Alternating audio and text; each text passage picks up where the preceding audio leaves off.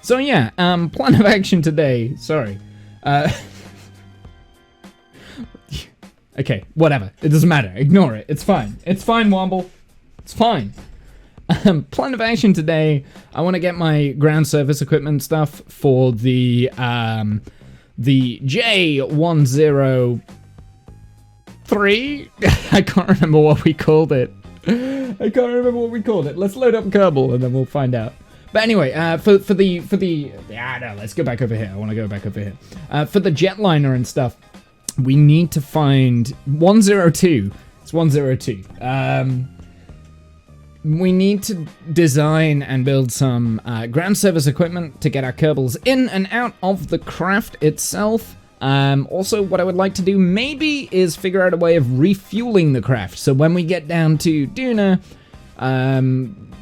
we launch. I think what I'll probably do, I'll probably launch a craft from the launch pad at Duna and then drive it down the ramp.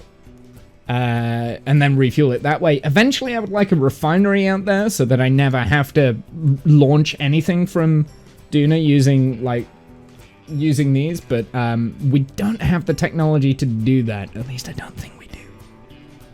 No, I know we don't. I know we don't have the technology. So yeah, the fact that we've got 318 craft files is ridiculous. That's actually just the engineering save. That's an old save. Anyway, it's hot. It's already hot. I am very, very toasty warm. Anyway, squirreling already. Oh no, it's too early to start squirreling. Stop it, Womble. Focus. Come on, dude. You can do this. So yeah, jetliner. Okay, pros and cons about the craft loading system that we've got now. Pro, I can access readily the different saves without having to transfer files and do stuff like that. Con, it takes ages to load the craft files. And when you're like me and you have loads of craft files in one place, it's gonna take ages. So yeah, a little bit annoyed at that, I guess. But it does mean that the Mk4 save file, we can consolidate that a little bit and might make the save. Oh, Janice! Why? Why, Janice? Why?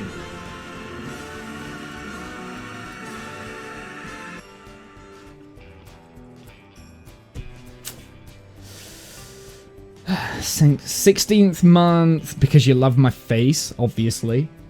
Why wouldn't someone not love my face? 16 month at tier 2 resub. Thank you very much. I appreciate it. I was just getting into my stride though. I was starting to explain what I wanted to do and then just distraction, instant chaos. Jesus. So yeah, no, the advantage of this is that we can pretty much build everything in the engineering save, keep everything in the engineering save, and only save things to the Mk4 save when we're doing specific launches. And when I say specific launches, I mean anything that's launched in the VAB. Anonymous gifter with the 3 community subs. Thanks, Anonymous. The thing is, I know full and well that the person who did that has done that on purpose, and so I can't yell at them, made it anonymous. That you're doing this out of you're just trying to annoy me, and it's not gonna work. No, thank you very much. I appreciate it. The second Pete, Pontani, and Soviet Dog. Welcome in. Welcome in. I'm pretty sure that those 3 people are bots, so you just give sub to bots, but... Legit just happened. Absolutely, it legit just happened. Yeah, I raged at you and you murdered a panda. That's what those emotes convey, right? It's Janice murdering a panda. Hey T-Man, how's it going, my dude? Okay, so yeah, so the advantage of doing it in the way that we've got all the we've also got subfolders and stuff. Okay, this will help me organize so much better because it's been a constant battle of being able to organize things. So the only time that I would save things in the Mk4 save is in the VAB when we're about to launch something. No, it does not. Yes, it does. We all know that that's what that means. Anonymous is gifting 3 more tier 1 subs.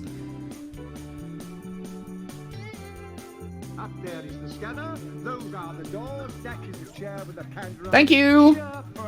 Dat Sparrow, Da Splinter, and Schweep Gaming. Welcome in. Tier 1 subs. Thank you. I like the idea in my head that some random people are just going to get the notification on Twitch saying, you have been gift subbed to this channel, and they're just like, who the fuck's this guy? Who is this guy? Just seeing Booster 4 on the orbital pad. Oh yeah, and we know where Booster 4's going, right, T-Man?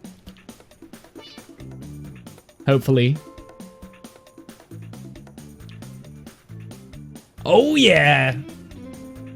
Anyway, beside the point. Right, okay, what was I trying to explain? Squirrel.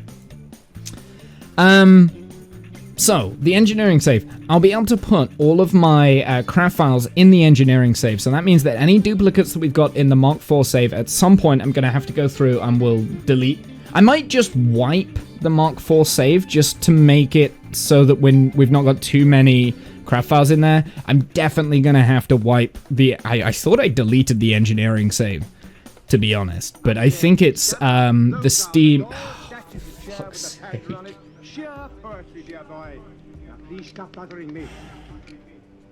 Kongler, XOO Gauze, and Robo Brine. Welcome in. Thanks for more 3 a tier. 3 a tier. I can't. It's too hot for this chat. Stop it. Why? Why is this happening? I haven't done anything.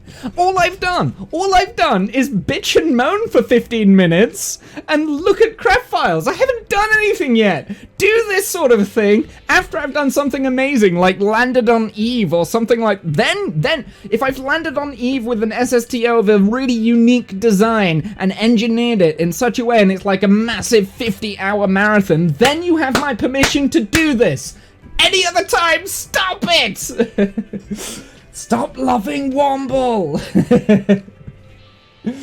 I buckle under this sort of stuff. But seriously, thank you. I do appreciate it. As much as I jest and I joke, I appreciate that. You don't have to do it. Now, seriously, stop. Okay, so, this is what we're working on. So, I've been working on this off stream a little bit. You might notice, if anyone who's been kind of watching, I changed where the area of mass, actually no, I didn't change the area of mass. I changed the area of lift around a little bit. Now that looks off. That's not what it should be. Yeah, so there we go. That's what I was looking at.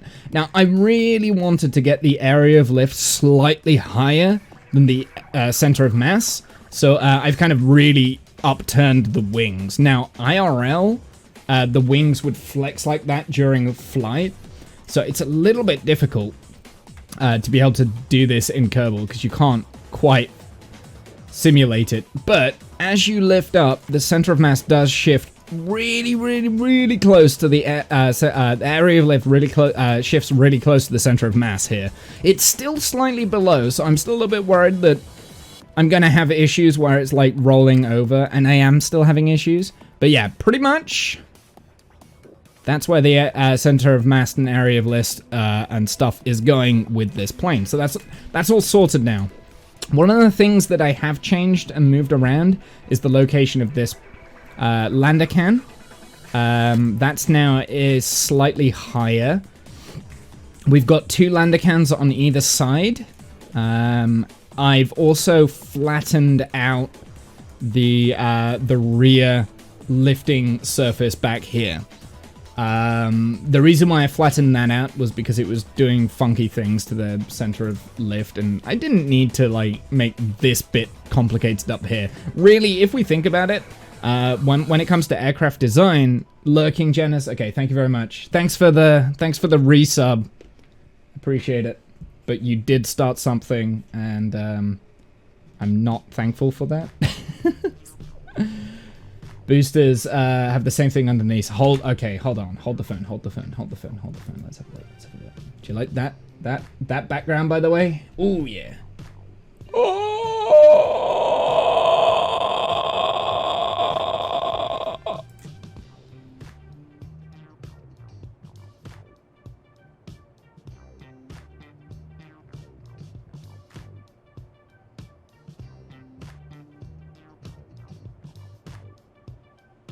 I know for a fact that these wheels are massive as well.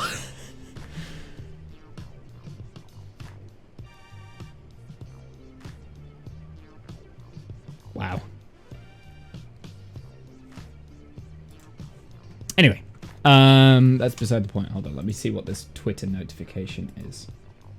I don't care. Okay.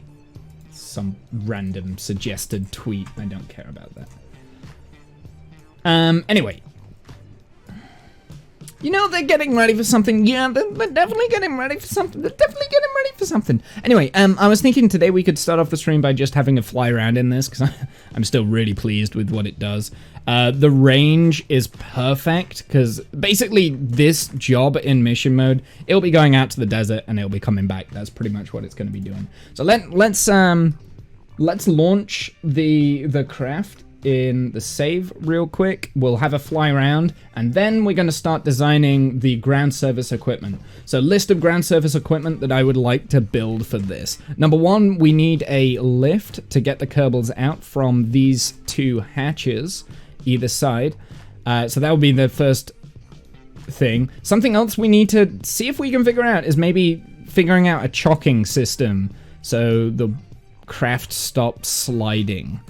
I don't know how to stop the craft from sliding. I don't know. I don't know how to stop this. Oh, something else I've kind of fixed that we were having a lot of issues with at the end of last stream was the location of this landing gear. So we were having the issue that the landing gear once retracted at the front here because it was technically considered inside the fairing. When I put it in, don't forget the taco truck. Kerbal gotta eat. Absolutely, Buzz. Kerbals have to eat. That's important. Also, Falcon Heavy has a date, October 9th for Double Drone. I'm busy October 9th, so I will miss that. But yeah, basically, the landing gear, like whenever you unloaded and then reloaded the craft, if this was retracted, it wouldn't extend again. It was fine if you unloaded the craft and the gear was... why is it doing this? It's even worse now. Is there maybe like a friction control? Like increase the friction control or something?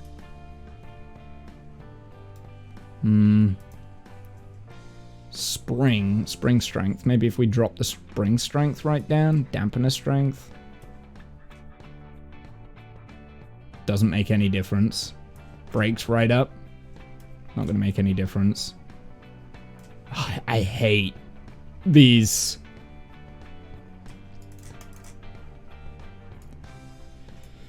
Those engines are gonna create a lot of heat. Yeah, it'll be interesting to see how they negate that.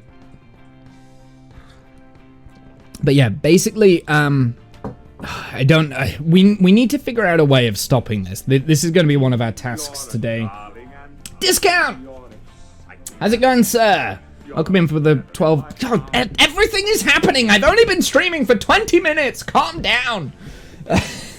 Hey, Discount, how's it going, my dude? Welcome in. Welcome in. Hey. What were you streaming, my dude? The madness. Oh, Cyan, you have no idea. Right, yeah, so I still need to figure out what's causing this drift, and we need to... You need to brainstorm ways of fixing this drift. I would like IRL planes. Well, number one, IRL planes don't slide sideways like this because, you know, we live in a world where we don't have frictionless surfaces. You know, well, we do have friction. We don't have. Wait, no, we don't have frictionless surfaces. I was right the first time. It's going well. Got to shoot out, get the kids, but be back in a few. No worries, Discount. Drive safe. And hopefully the rush hour traffic kid run is not too treacherous. So we need to figure out a way of this. IRL planes, when they're parked up, they have chocks underneath their wheels. We can't really do that because these landing gear are so temperamental. Look, we've got wheel stress here. We've got 2.3 wheel stress. We've got 1.1 wheel stress here. Firefly and Astra. Yeah, I mean, I didn't cover the Firefly stuff, but we did talk about Astra a lot. In fact, me and Buzz were in Discord together and we were watching the stream live. Yeah, so we do have a bit of wheel stress. So what I'm thinking we might do, I might upgrade the rear wheels landing gear. We might add some more landing gear back there. Sometimes that helps. I also want to increase the spring strength back here and lower the dampeners. Maybe we can try that. Friction control right up. So yeah, no. So we're gonna have to change something with the landing gear. So because this is unacceptable, we can't just let the plane rotate round like this. It does seem like it's stopped. Slowed down. But yeah, this is absolutely unacceptable. We can't have this because the idea with this plane is that it's going to be parked up in a hangar long term while so it will also be rendered in. We need to switch to and from the craft and unrender it, re-render it, and all sorts of stuff. Atlas 5 move. Atlas 5? What pulled an Atlas 5 move? Well, which one was the one that did the power slide? Astra did the power slide, right? That was the that was the power slide across and light. Firefly got up and then blew itself up, right? Actually, I should say it was the aerodynamics that failed on that. But anyway, back to my original point, back to the game. So these are the issues that we've still got to solve on this. I don't know how to do this, but flight-wise, which we'll find out in a second, I've got to somehow turn the craft round. Oh, my joystick's not working. Did I unplug it? I've unplugged it! Damn it! It's fine, we don't need the joystick just yet. We can...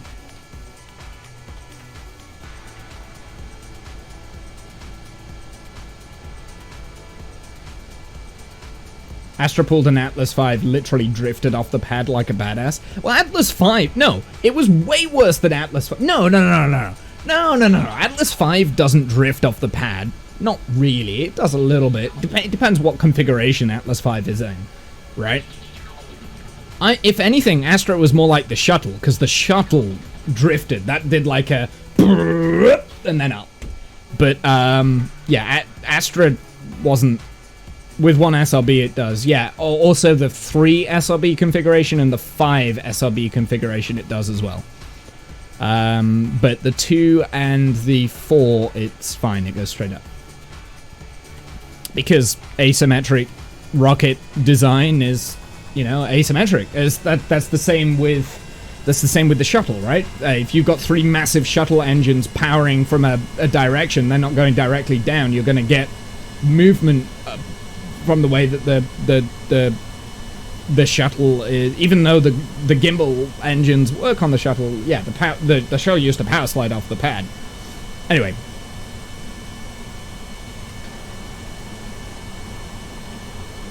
So something else that we need to kind of like work on here is, okay, what was I going to do with this? Right, I just wanted to fly around a little bit.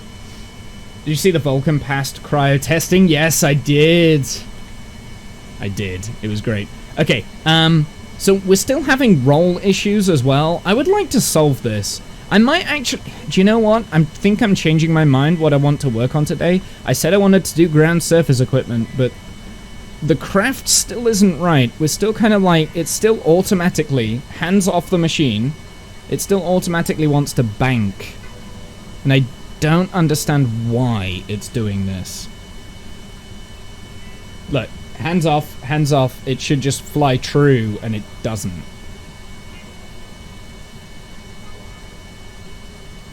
So, yeah. The only movement it should have is pitch, right? It shouldn't be rolling. But it is very clearly rolling over, right? So there's obviously some misalignment somewhere. Maybe something isn't symmetrically attached somehow, and it's causing drag more on one side. I'm wondering if these engines are centralized. Well, no, because everything's in symmetry. Wait a second. Oh, no, never mind. I wondered if I found the culprit. Wonder if a piece of plane, like, piece of wing had gone missing, but no. I just can't see why this wouldn't work. Are these both in the same settings? They're both in the same settings. We've got that one and that one is the same. So everything is symmetrically attached. So I just do not understand. Don't understand why it's rocking over like this. It could be. I wonder if it's the strut.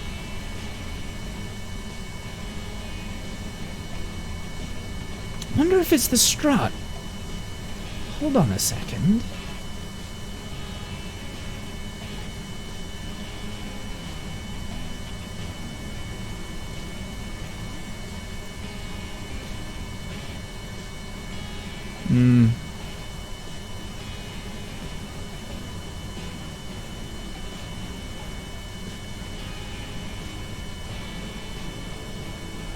It's the flag again. I don't have any flags.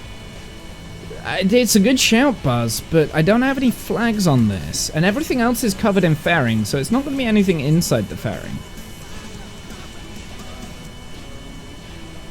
Hey Trey, how's it going? And there's no reason aerodynamically that it would be doing this, because the area of lift is above the center of mass, so it shouldn't be wanting to flip over.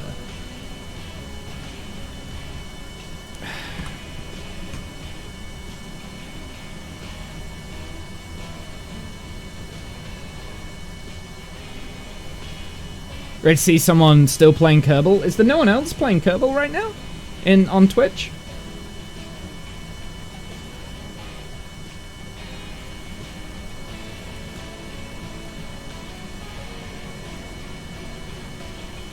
Yeah, at the moment we're kind of doing more aeroplane-based stuff in Kerbal today, but this will lead towards more spaceflight.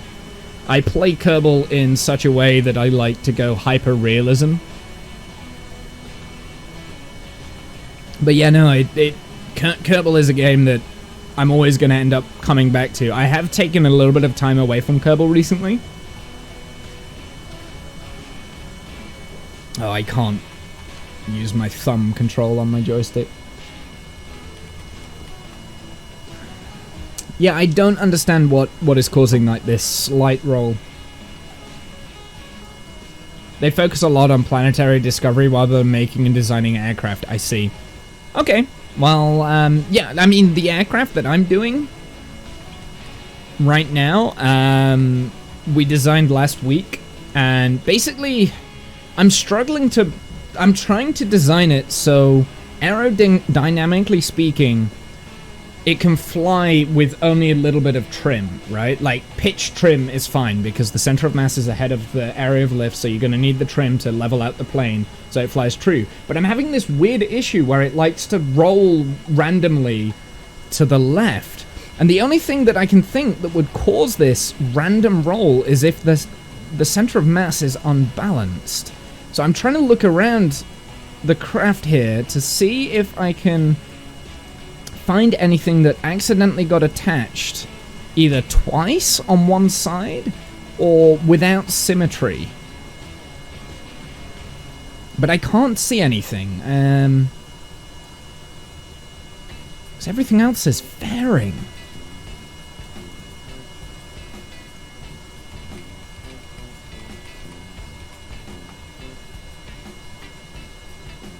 Oh, we've got the brakes on. Apparently, I lifted off with the landing gear brake deployment on.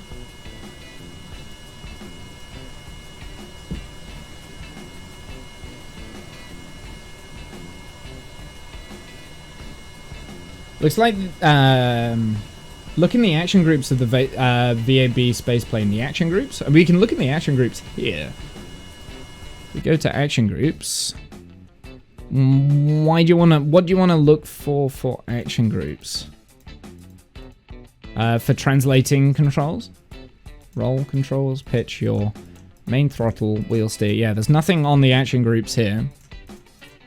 I don't actually have any action groups assigned. I was going to create reverse thrust in one of the action groups. Brakes is for the landing gear. SAS, RCS, no. Gear, and then stage, yeah. In fact, I even turned off the lighting to look for off-centric things and non-symmetry. Ah, that's a good idea, actually, yes. Yeah, I might have to do that. Because it always... See, the thing is, no matter what tweaking I do, it always seems to want to shift to the left. It always wants to roll over to the left, which that indicates that that is something wrong with the symmetry of the plane, because then that would mean the center of mass is maybe shifted slightly over here. Or maybe the area of thrust is not quite right. Maybe we're getting like more thrust from one of the engines than like the other, or...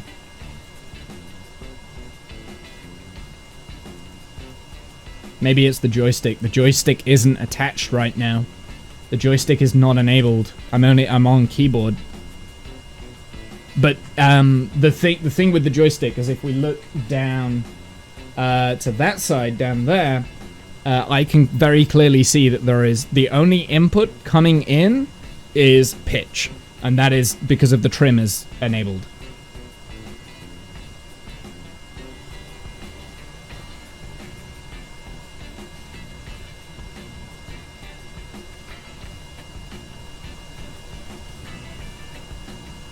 Could be your control that's slightly out of alignment, but then that would mean that I would be seeing like an extra line somewhere that shouldn't be. See, now it's just very happily and comfortably turning around in a circle. So if I just leave it like this, I'm pretty sure it's just going to go around in a circle. Which again tells me that there's something not quite aligned correctly. See, it's not trying to roll over anymore, right? It's not trying to roll over anymore. It's now just banking over lazily.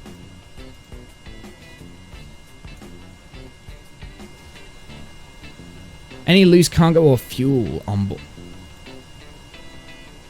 No, the fuel drain is equal. Hold on, cargo. Hold on. Is it because there's a Kerbal... Wait, is it because there's only one Kerbal on board, maybe? Sorry to rate him run, was running a bit late. That's fine, don't worry. Is it because there's only one Kerbal on board? Maybe? No, because then the Kerbal is in this side, so if anything, it should be going in the opposite direction.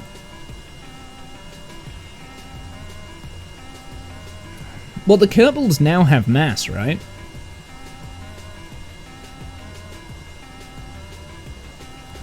No, they're on the opposite side, Trey. So if anything, it should be going in the other direction.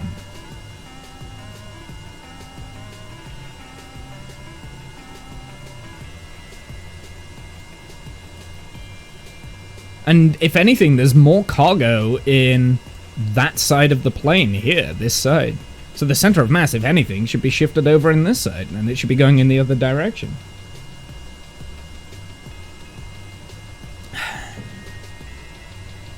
Cargo-wise.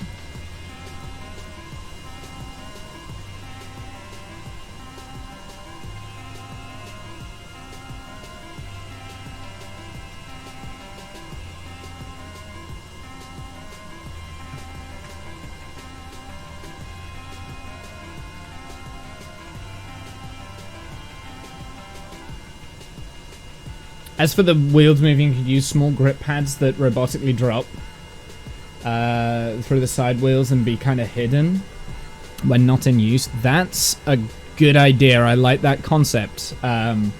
Discount, yeah. I like maybe having skids to grip pads just to keep it steady.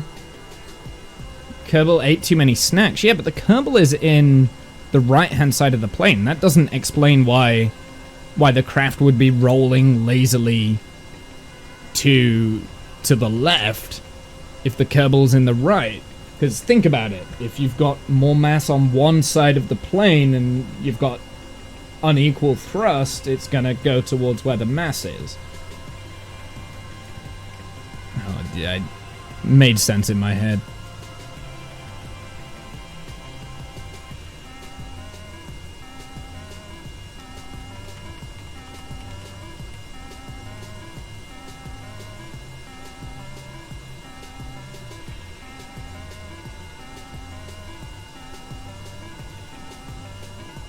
I mean, I can fly the plane just fine, right? Like, I can make micro adjustments and I can micromanage the plane and make micro adjustments to combat the changes that it's being made.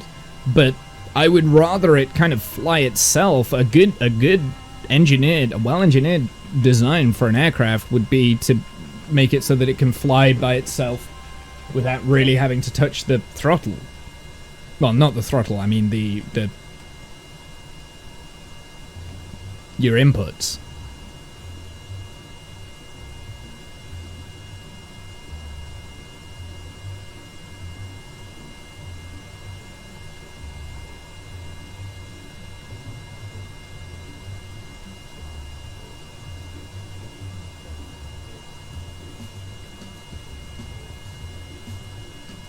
In the other seat, as he eats them, it becomes more balanced, so no, it's not trying to flip over.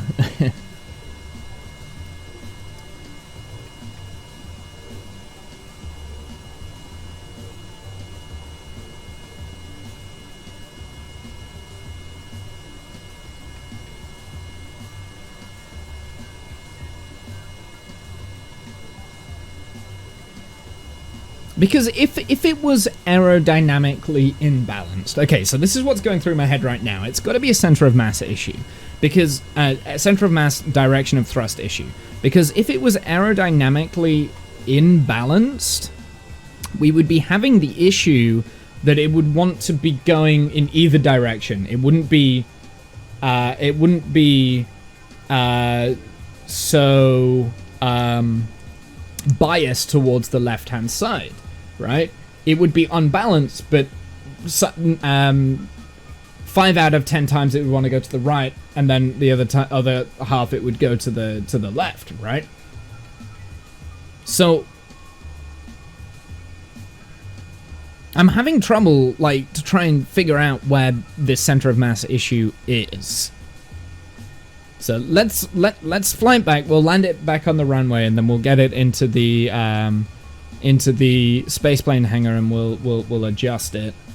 We'll have a look. We'll have a look around. The problem with Kerbal is that there isn't really the tools to help you diagnose issues like this in the spaceplane hangar.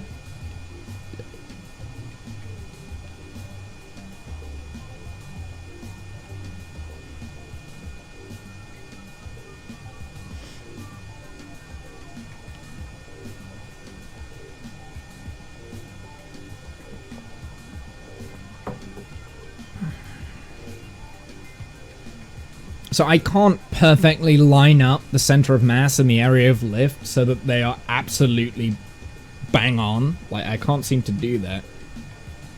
Coffee. It wasn't actually coffee. It's gone now.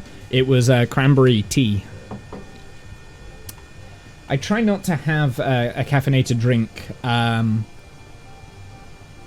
after like 3 p.m. now, because it was keeping me... Actually, I try not to have a caffeinated drink after noon, because it was keeping me up at night. So that was cranberry tea. Very nice, thank you. Usually I do have a cup of coffee.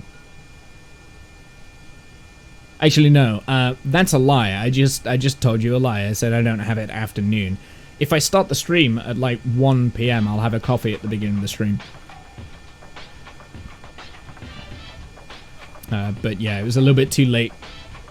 A little bit too late when I started today. So it was like 2 p.m, just gone 2.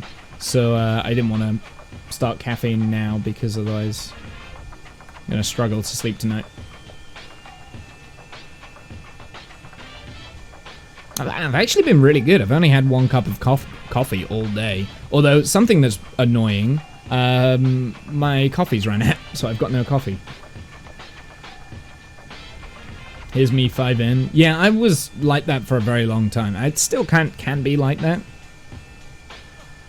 Get into real bad habits with coffee. Yesterday was a particularly bad day with coffee. I had a lot of coffee yesterday, but it was... The justification for what I was about to say really isn't a very good justification for why to have more caffeine. Basically, what I was going to say was that it was a really hot day, so I needed more caffeine, but no, that doesn't work because caffeine dehydrates you. Just shift work and that, you know? Yeah. But yeah, no, I had a busy day at work yesterday, so I had a lot of caffeine. Which probably wasn't a good idea, because it was ridiculously hot. Good thing you don't drink coffee, Cyan. Do you have any sort of caffeinated? Coffee in heat? Yep. I actually really like drinking coffee in the hot weather. I mean, think about it this way. Places in the world that I would consider are incredibly good at coffee are very hot environments, hot times to drink. So, like, some of the best coffees that I've ever had in the world, probably Mediterranean area, right? Like, I've had a lot of filter coffee and stuff from there, and Italy and Greece, and I'm very good with their coffees around that neck of the woods. But it's always really, really hot, and they always drink it in the midday heat. So, if they can do it, why can't I do it?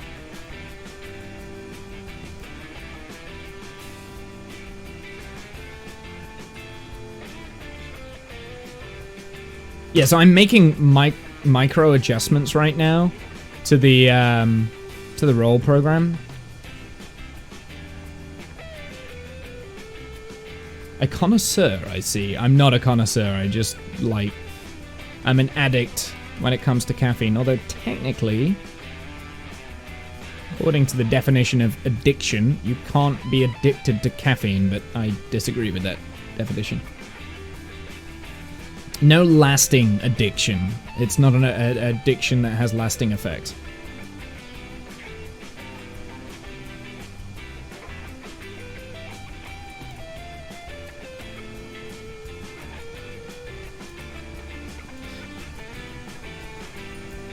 These crew cabins are giving aerodynamic lift, but only... I didn't realize they had lift properties.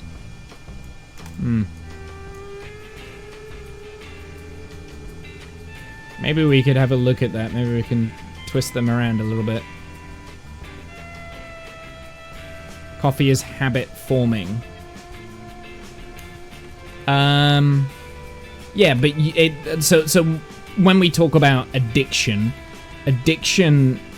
in terms of a medical problem is something that you will never get over. I'm not saying I agree with that, and I'm not saying that coffee isn't addictive. I'm saying that in the medical terms, if a medical practitioner was to define coffee, an addiction, it's something that you will that has lasting effects throughout your life. So like cocaine, for instance, you never get over a cocaine addiction. Tobacco, you never actually get over like a nicotine addiction, or maybe not tobacco. You don't actually get addicted to the tobacco, do you? That's the thing that's bad for you. I think nicotine is quite a mild one as well. It's kind of like caffeine. But caffeine, you will have short-term effects. If you've drank a lot of caffeine and then suddenly stop, you'll have like headaches for a few days, but you can get over it. You can kick the habit.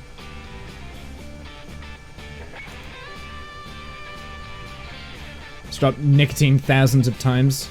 But if you've stopped nicotine thousands of times, you've also picked it back up again. Which is the entire point, right? It's like alcohol, for instance. That's, yeah, to be honest, Buzz, I'm not 100% sure about nicotine. I don't know that much about it.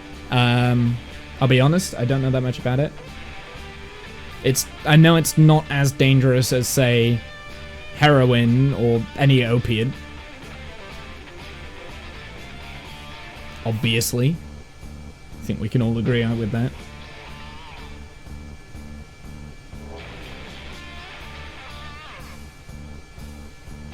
And I think in terms of actual just raw nicotine, I don't actually think there are that many ill effects of nicotine itself. It's kind of like caffeine. Right?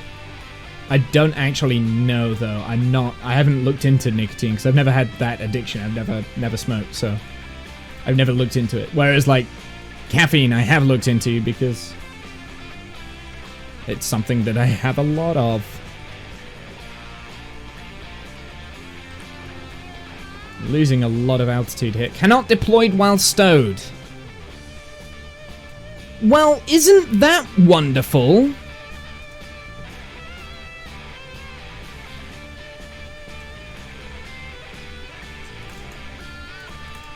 It's not in the fairing. Okay, so I thought I'd fix this issue, but now apparently it's a new issue.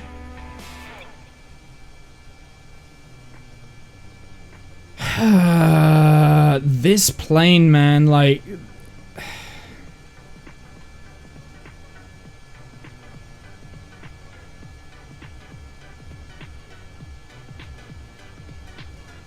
More danger to cardio than pulmonary, and not counting all the other things in cigarettes, yeah.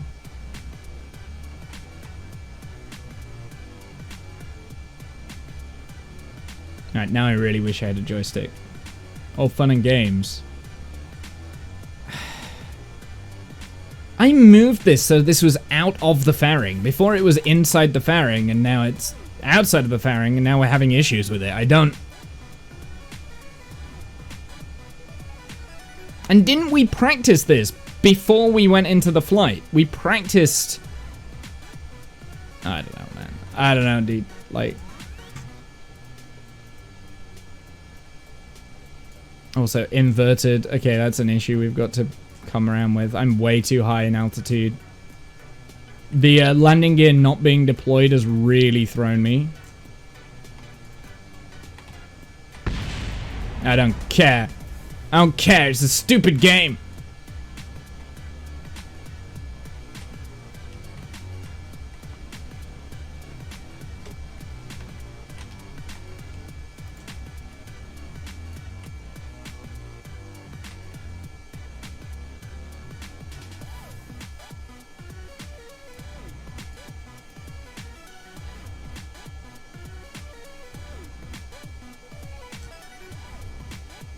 Fuck you, game.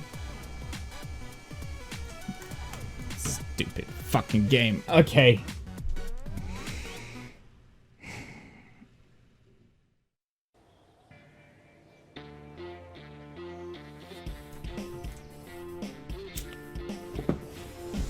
Oh man, how else can we attack? Like, Okay, so do you want to know how this landing gear is currently attached, right? This is outside of the fairing, and the landing gear is attached to the strut right there. Let's expansion on, right? Let's clip it out again, I guess.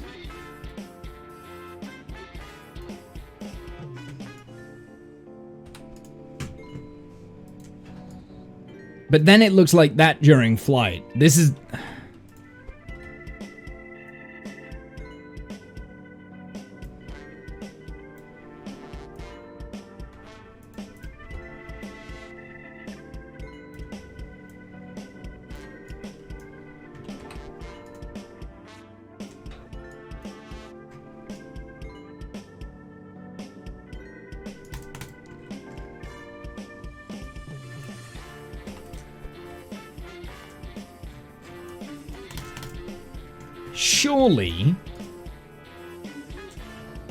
Surely that is not going to get the same issue.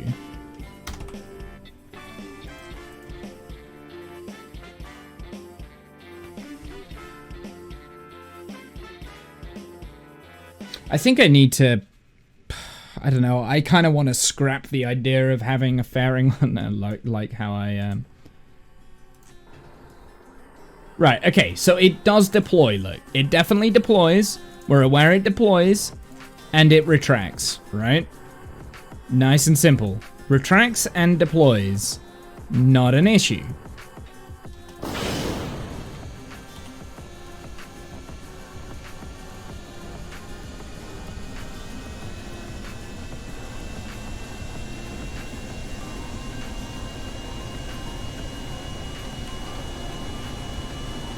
I might have pulled up a little bit too early there.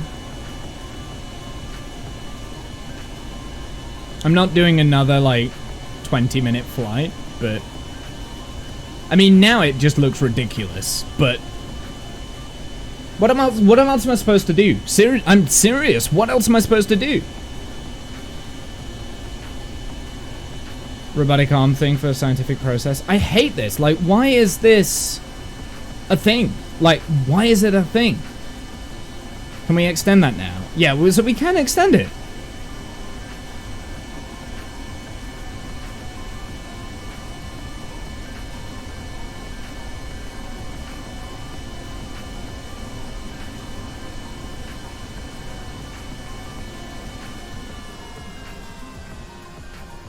I realize they're not going to fix this because they're not really doing any more updates, but it's infuriating that this is an issue because I didn't have this much of an issue with landing gear and fairings before, right?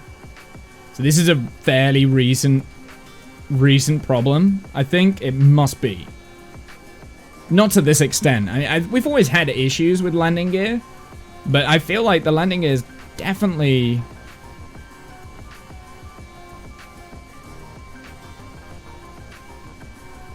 I think I've just noticed where the issue is. I think it's the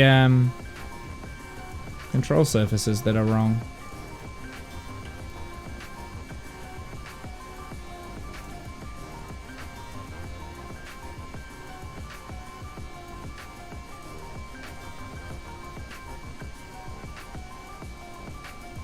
Kerbal is thinking it's in the fairing. Yes, I'm aware of that. But the problem is, it's not even attached to the fairing. And there is no part of the hitbox that was in the fairing, T-Man. So Kerbal's thinking it's in the fairing sometimes, and other times it's not thinking it's in the fairing. It's kind of ridiculous. Because it's inconsistent. It's an inconsistent problem. Go back and look at the VOD for the last stream, right? Go back and look at the VOD, T-Man. I do a flight from the KSC all the way out to the desert complex. We land the plane. There are no issues with landing gear for the whole of the flight. I time warp. I shift away from the plane. I come back to the plane. It's still fine. When I land at the landing site, why is this not slowing down as well, by the way. When I land at the landing site, the thing decides it doesn't want to open, like, after it's already landed. It's so stupid. It's an inconsistent problem. That's what I'm mad about. If it was a problem I can put my finger on because I know exactly what is causing it, it's not going to be an issue, but yeah.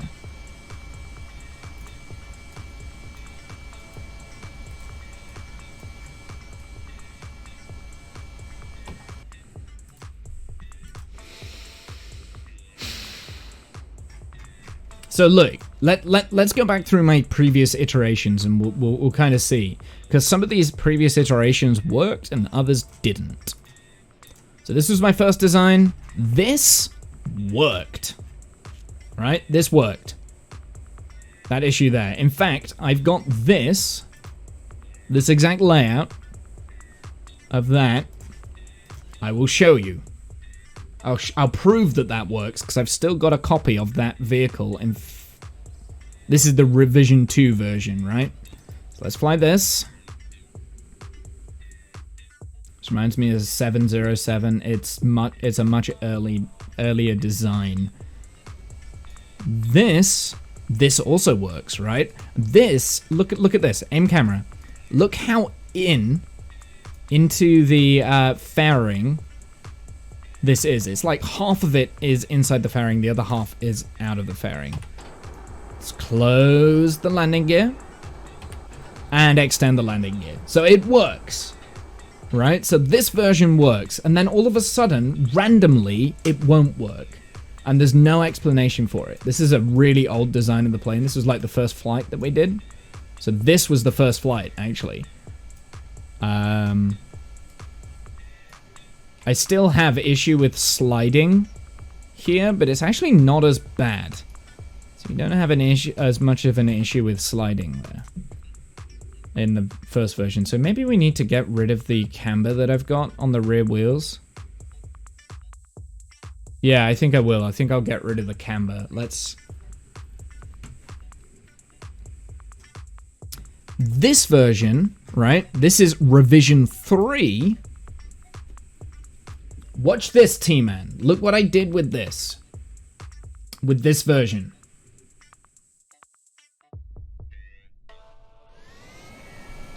Oh, wait, no. It's not this one. So this one works. So revision 3 works. This one, which was the same revision as revision 2, the one that we just visited. Oh, it works now. What? Okay, so before, this wasn't working. Even though, like, I got a Kerbal and I deattached it from the nose cone and then attached it back up, and it was really wonky and it was difficult for me to do it. But I did it. Now it's working. So this before, this plane here wasn't working. So I'm really confused. I don't know.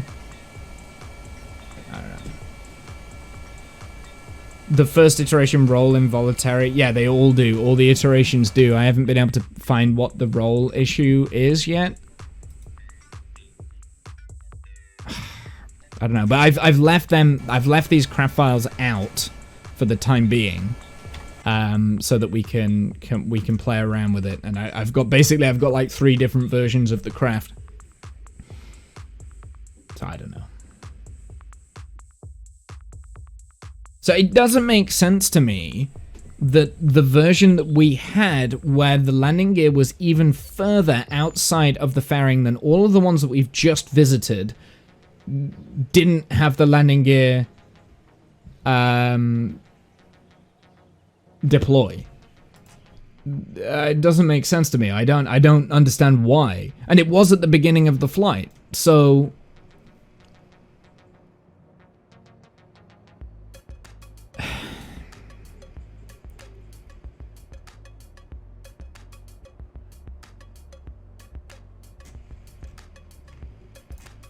Alright, let's go to this first. We've got 80 parts on this craft. Right, we need to have a look and see if there's anything that is causing a mass imbalance. It looks like this is all good.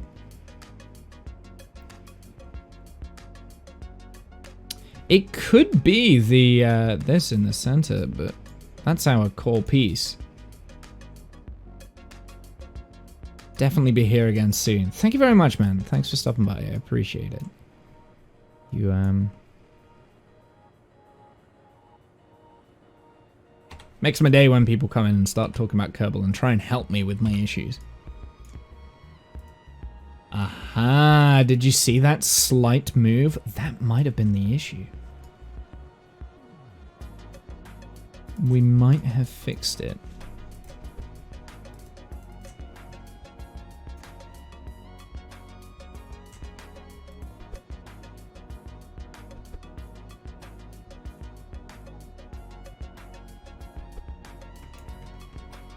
Now I have to stay. Ah. What did I just do? Something also changed there.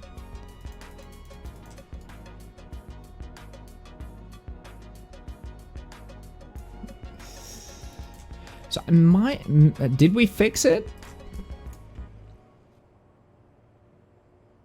Also, it looks like the flaps aren't quite aligned correctly either.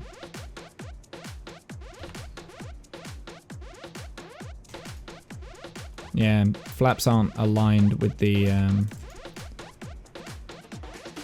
wings. Now they are.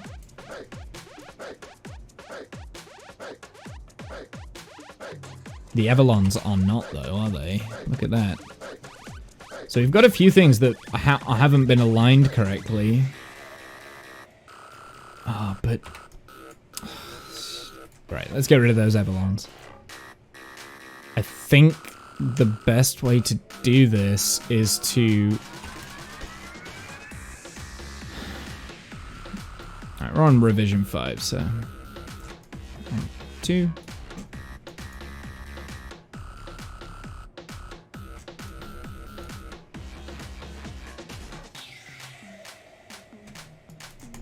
reattach things.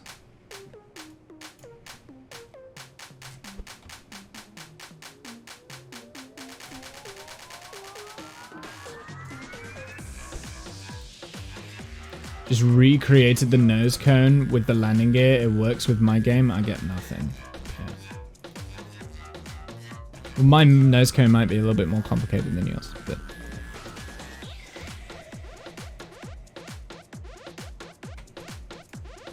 It could be these. But again, if I thought that it was an aerodynamical effect, then...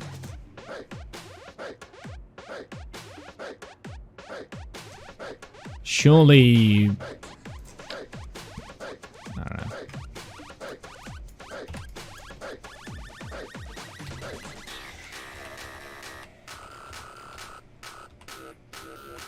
Ah...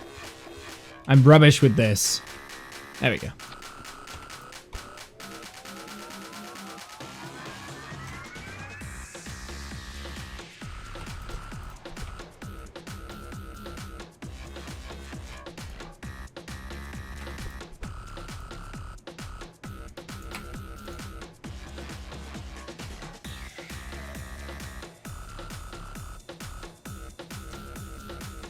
Authority limiter is a non-moving part. Disable all of that, go to this.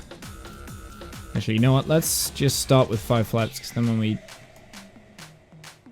Okay, so I think...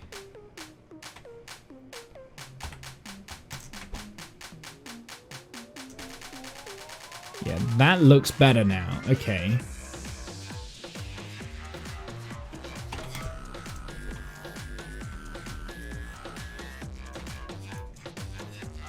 How high did we go with it? That's not...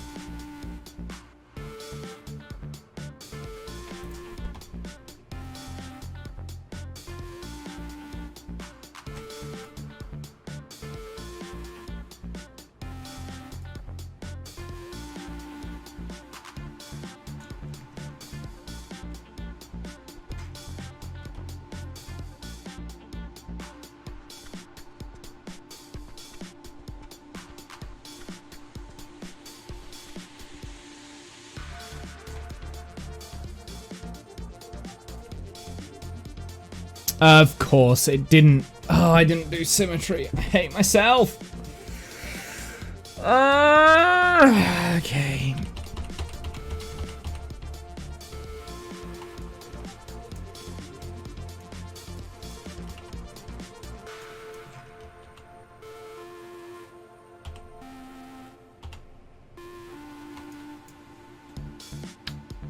Hate it when it does. You think it's got symmetry on and then it doesn't do symmetry. It's like, I'm building a plane.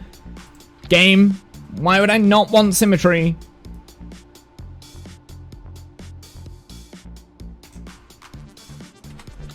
This is why I'm an engineer. I'm not an engineer at all. Maybe one day, not now.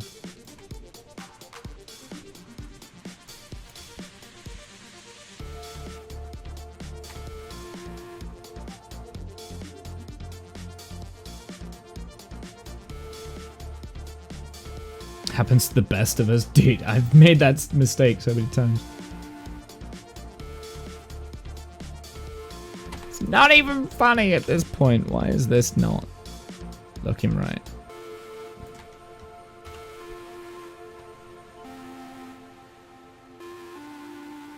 I don't think that matters too much.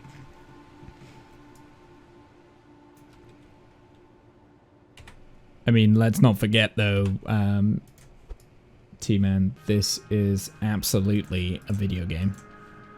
And completely irrelevant. Game? Really? Really? Is that what I wanted? Is that what I wanted right now?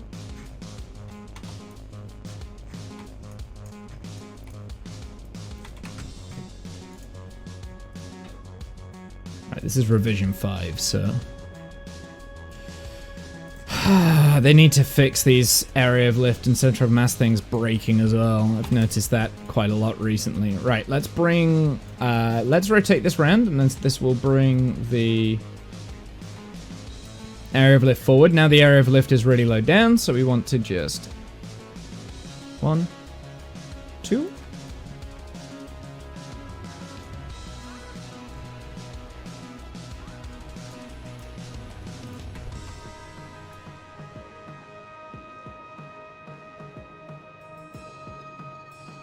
That looked like that was dangerously close to being in front of the center of mass. I think we're okay though.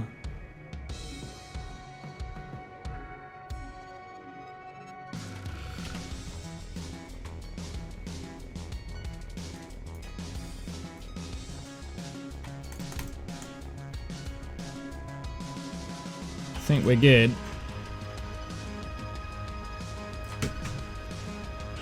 Right, let's have a look in the action groups. I've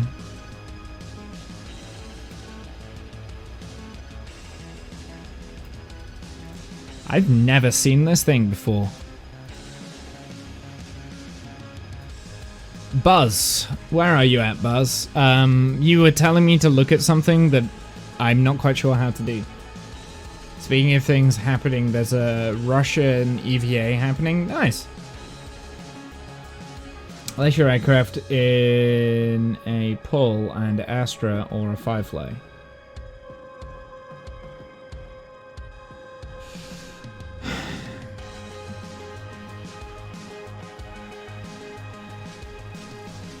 Alright, I said I was gonna also get rid of the camber.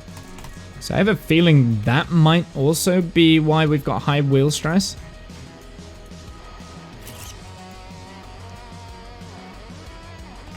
And as for this...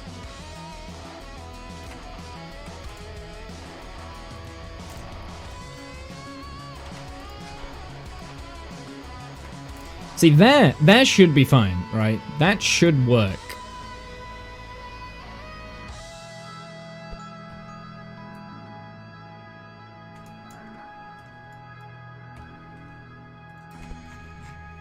Former Delta 2 pad back.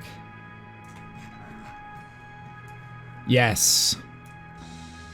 Just a shame that the craft launching from it didn't do what it was meant to do.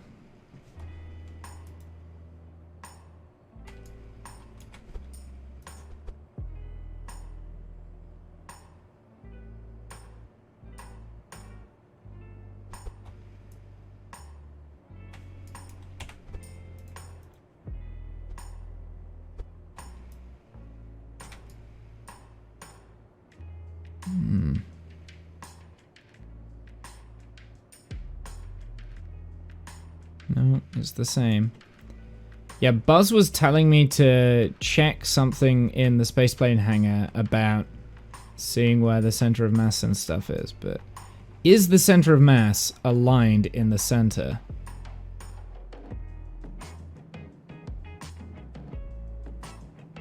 I can never tell. I can never tell if it is or if it isn't.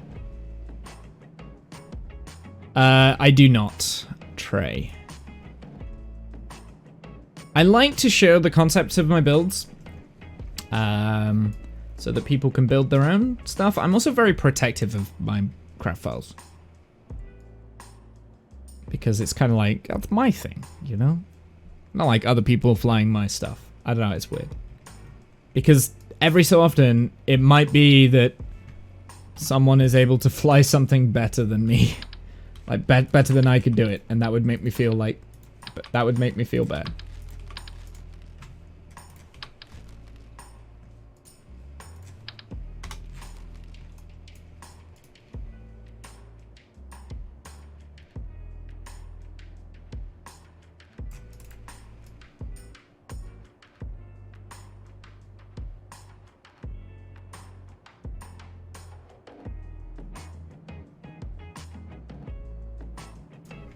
But yeah, no, I don't have that. Okay, so this is quite a big difference. We've really swept the wings up.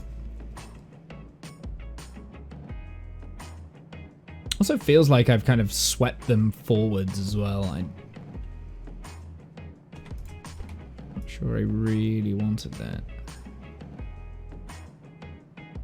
No.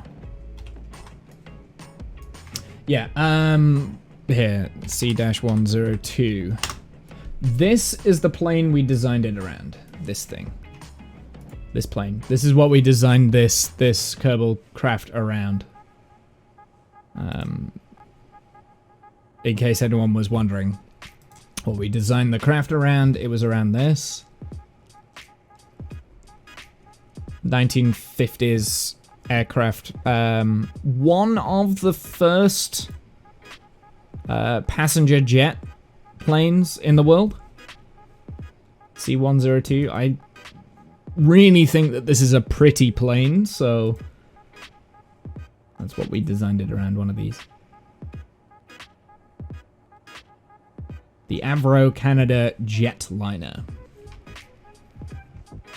C-102.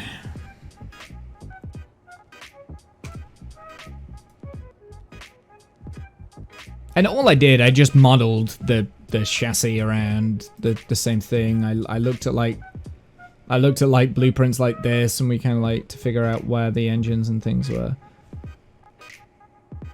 This is wrong. AJ62 engines. What is this? This is the same plane. This is a completely different plane. I don't know what that is.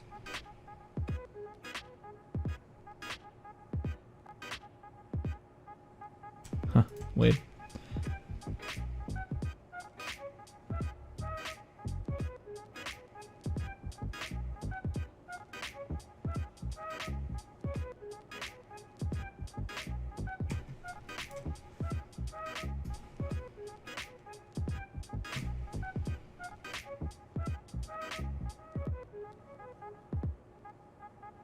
So that was my design inspiration around this.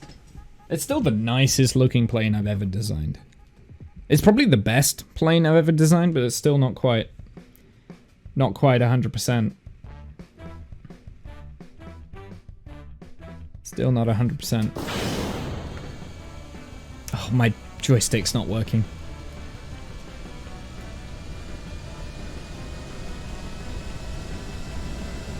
What is the wheel stress on these like at the moment? 0.0.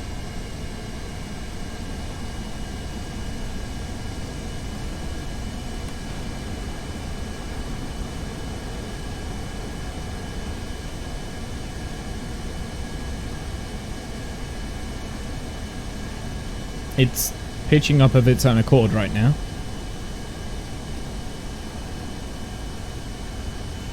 It's still rolling over to the left-hand side though. I'm not touching the controls, it's just doing this.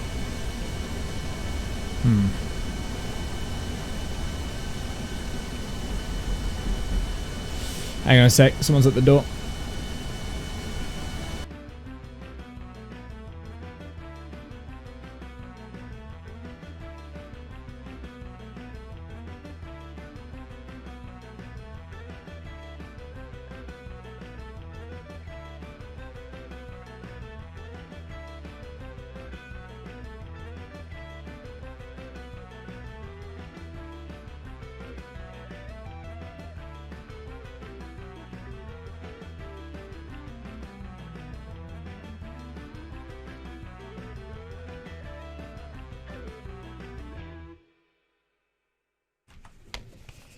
I haveth returneth. Did the music stop? That must have been really awkward. Oh well. Sorry. So at the moment we've got this really random climb thing that's going on. Not quite sure why that's happening.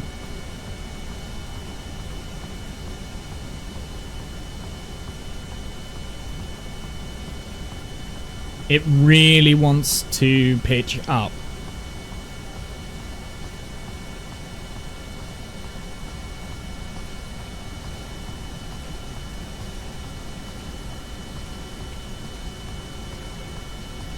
Now it doesn't want to pitch up. I'm very confused with this craft.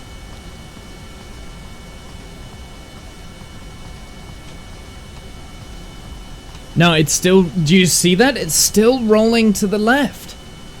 And it's always the left. I wonder if it's that strut on the top. Maybe we just have to get rid of the strut. Let's try it without the strut, because we don't need that.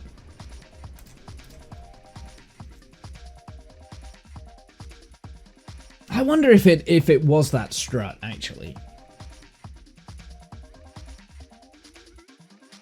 Now, the actual aircraft does have that strut, but if it's breaking it in Kerbal...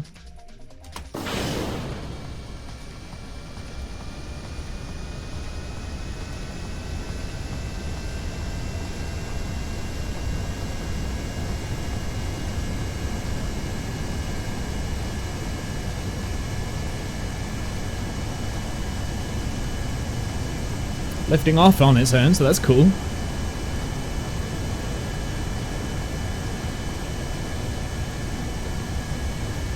But now all it wants to do is pitch up. Look, do you see that?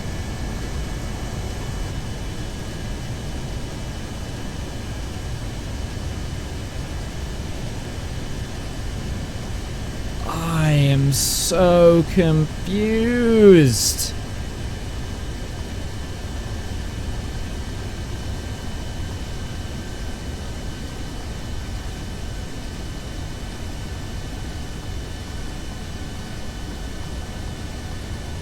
Makes me wonder if the area of lift is going in front of the center of mass now.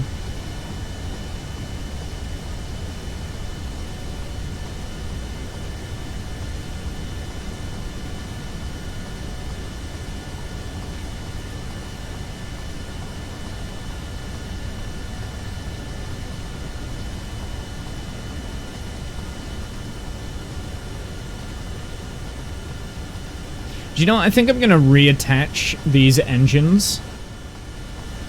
I think I'm going to redesign and reattach the engines, because now I'm thinking it could be something to do with that.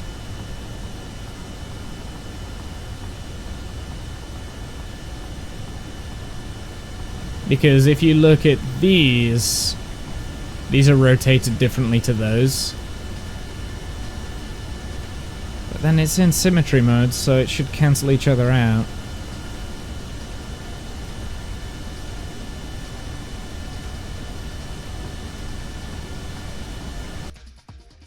Yep, their thrust is both the same. Let's pull these up. Let's have a look. Let's just check our thrust levels. Let's pause it. 63, 63, 63 across the board.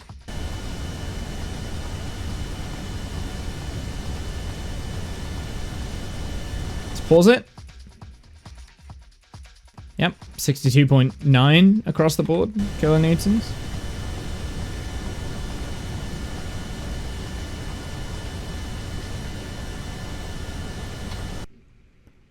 Yeah, we've got clean thrust across the board, right? Like it's all uniform across the 4 engines. So it's not the area of thrust is not wrong. The direction of thrust, because the direction of thrust can surely only be in that direction. We don't have another engine somewhere, like, just doing some cracking shit. I actually wondered if... No, that's still working.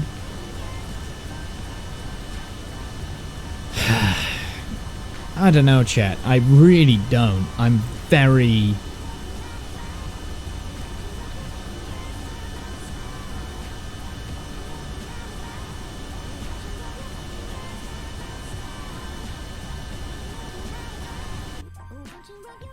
Yeah, so it's not the area of thrust. We know that. So that's something we can rule out. It wasn't our control surfaces on the tail, so the tail was all okay. Our fairings are all closed fairings, right?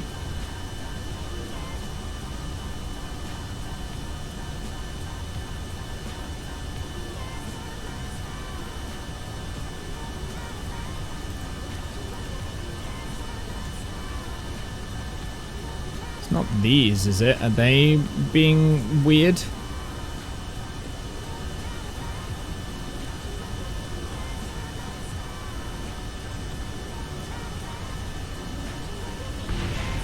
Oopsie.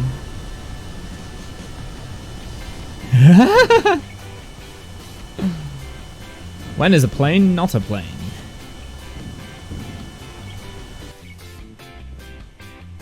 I bet that guy's not going to be able to EVA.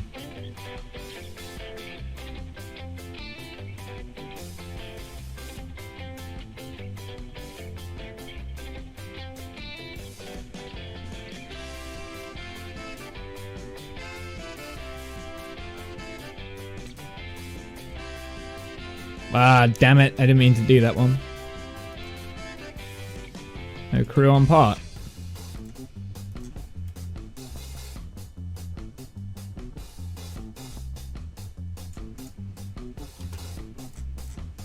I don't know what you're talking about.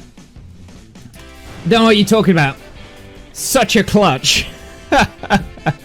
Meanwhile, there's just like a part of a plane going up there.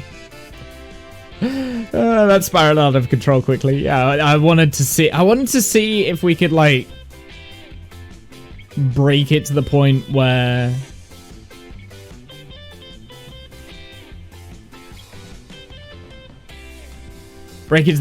we can like be like, oh yeah, that was the issue, but no, that didn't work.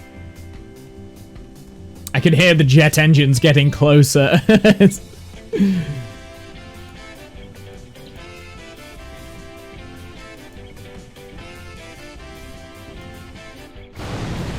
It's so silly. What is this debris falling still? Something that must have a really, really low... Whoa, whoa, uh-oh.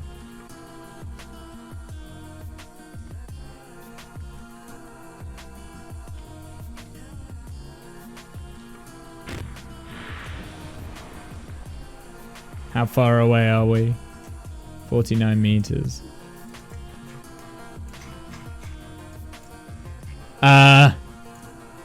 Okay, so this must have some really, really...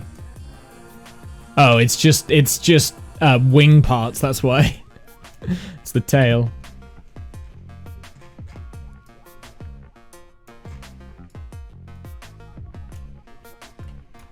So it's only falling. It's in a constant stall rate of 22 meters a second. That's funny.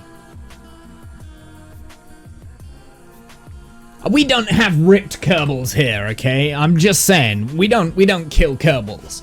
We don't kill Kerbals. We go out of our way to save the Kerbals. Something I have noticed is that fairing is on its side. So's that fairing, though.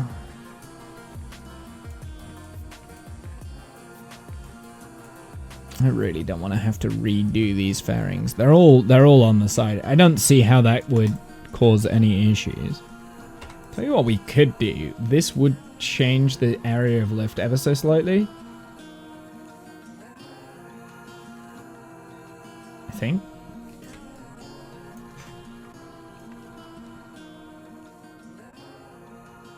Just rotating that round, right?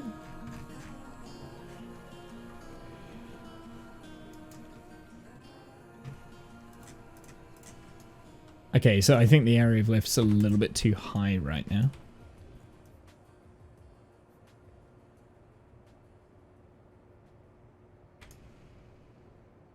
Maybe.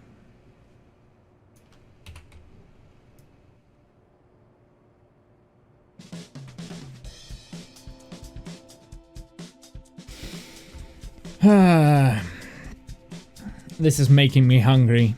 This brain power is making me hungry. Trying to figure out things like this is not easy, man. I don't know what to say. I don't know why I've got my joystick in front of me. It's not plugged in. It's not plugged in. See, now it's not running true down the runway because I've got rid of the camber, right? So we added in a spot of negative camber to make the thing run in a straight line, which is what IRL landing gear do.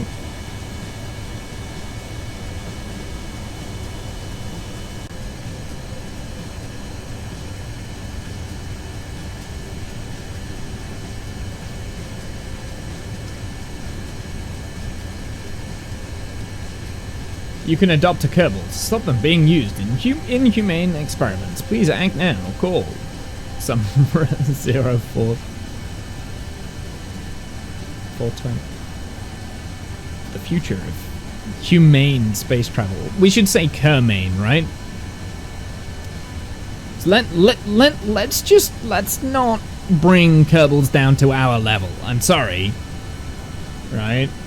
Let's not smut the good name of what a Kerbal is by relating it in any way to the human race.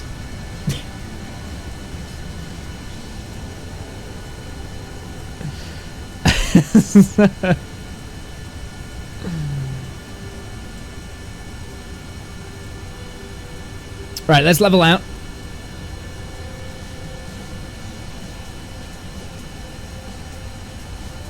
Let's put in the trim.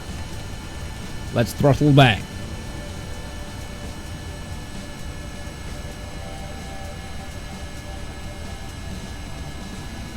Okay, so we're completely level with throttle back.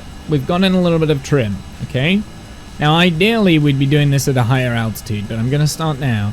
It seems to start rolling to the right this time, so I wonder if it is a aerodynamical issue. Look, now it's going to the right. That's the first time we've seen that. Bank over to the right. No, wait. Never mind. It's going to the left again.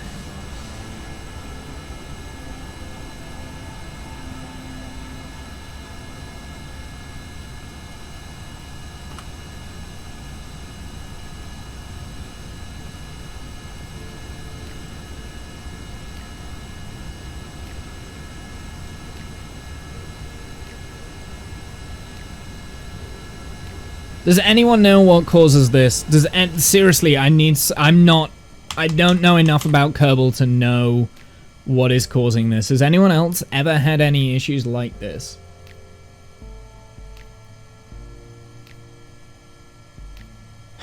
I really need help with this. I'm asking for help. I need help. I don't think I can diagnose this myself now. Oh, I forgot that I left that on. Okay.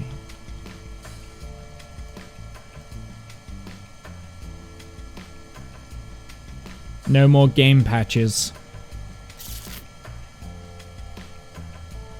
No idea what it's from.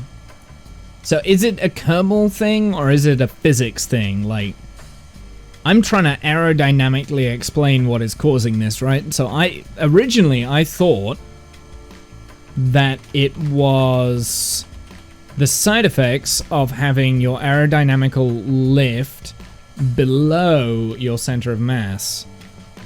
But I don't know, it's just too much of a coincidence that it's happened. No matter what we change, it's the exact same effect, and it's always to the left.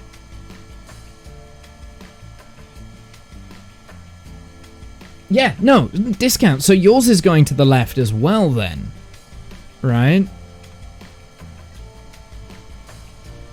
So your issues are to the left. Tend to be more simple, and I made in symmetry with no fairings, etc. Sorry, to the right. Okay.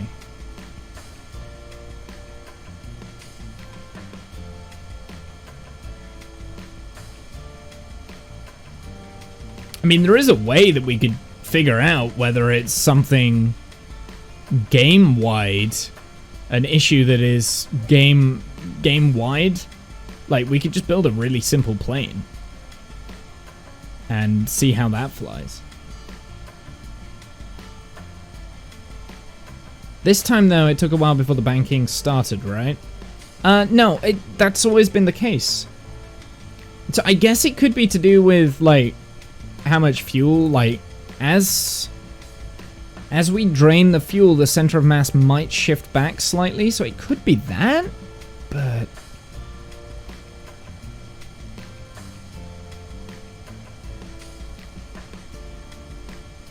No, it didn't take a while before it started. I was micromanaging the controls.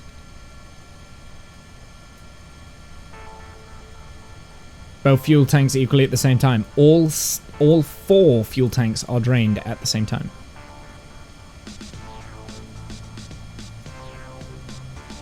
Maybe we could do the outer fuel tanks first. Maybe that might work.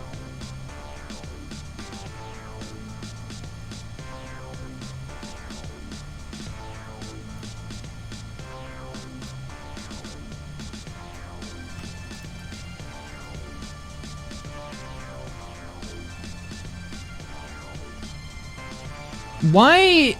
It never seems to do what I want it to. Inverted then.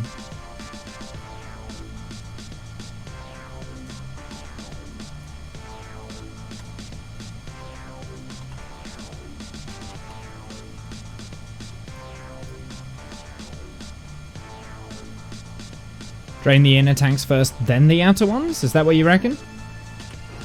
Do you think? I would have thought doing it the other way, but I suppose if you're spreading your center of mass in a wider direction, it might work.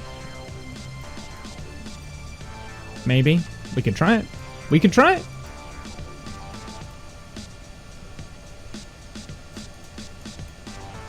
I really wish I had a joystick now, like, that was functioning. Because I really need to, like, get this bang on. The difficult runway to land on.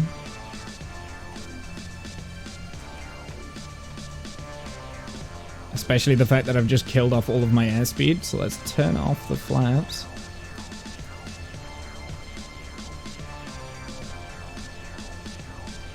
Sink rate, sink rate, sink rate. Whew.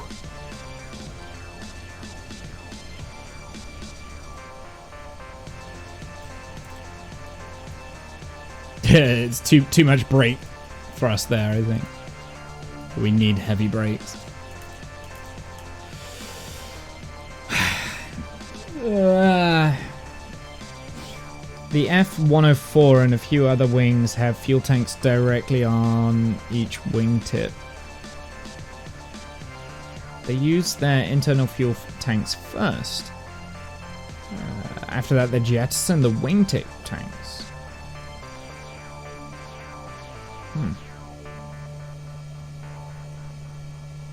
Okay, right. Well, yeah, we'll try that then. We'll try that. See if that helps. Or I'll tell you how we can simulate that right off the bat. Let's take the fuel out of that and just have the fuel in the outer tanks right now. Actually, I just do want to have a look at center of mass real quick, because obviously Oh, I'm an idiot. Of course that happens. As we lower the amount of fuel, the center of mass lifts up, so the longer we go through the flight, the more unstable it will be.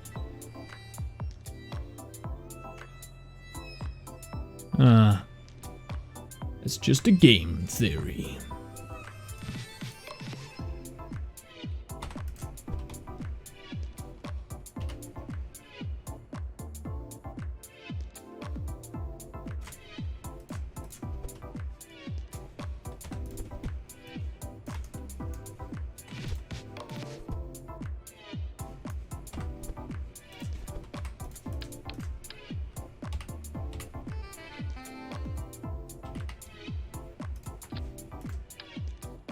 You might be wondering what I'm doing right now.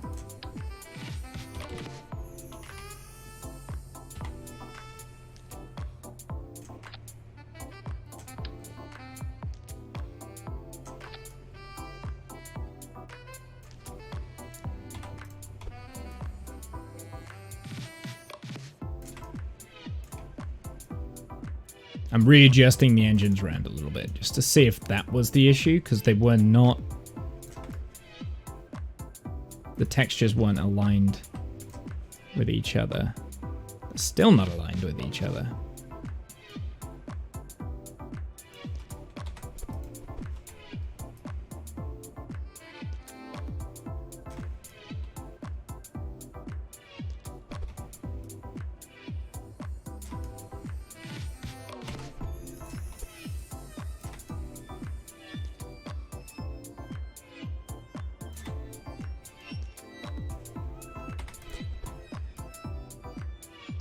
Might be worth reattaching what I've just done there, but we'll see.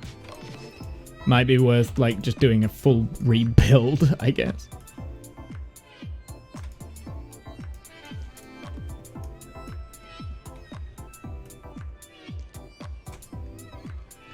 Legit landing gear? Absolutely.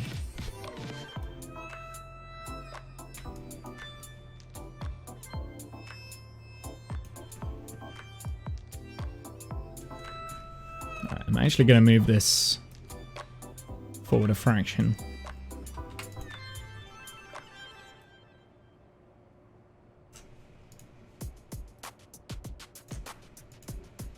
Right, let's get fuel priority then on this. So that one should have more priority. So this tank should drain first. But I don't want to rely on the tanks running dry in order for it to be stable. Not really.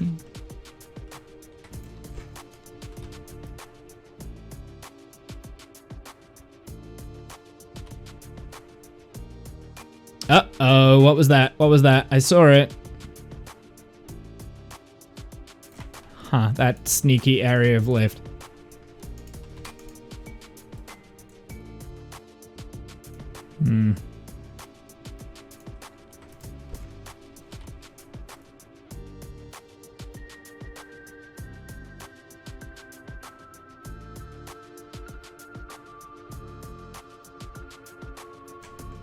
Maybe it is then. Maybe it is a issue with the... I mean, that's when it's completely empty. I feel like at that point, they're dead anyway. The kernels are dead. Never let the tanks run dry in this plane, because this plane will not land by gliding.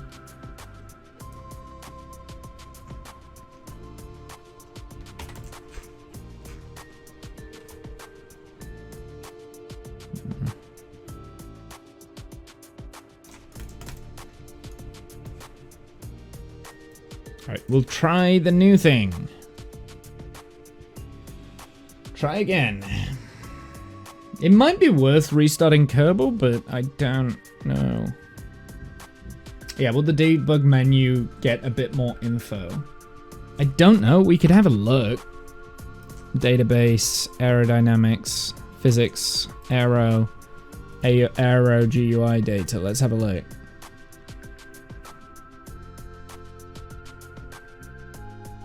Spouting, to be honest.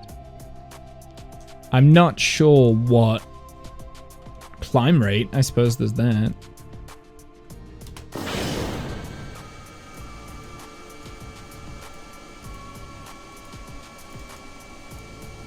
This is interesting. So now that has drained more. The liquid fuel down here is changed. Will this still receive? It's still receiving fuel, so... Look, do you see this down here? Down on that side, down that way? Do you see that? Also, because I got rid of the... Ooh, it took off on its own. That's the first time I've seen that. First time I've seen it take off on its own.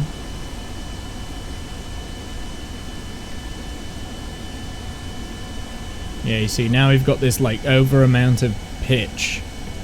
Too much pitch going on right now.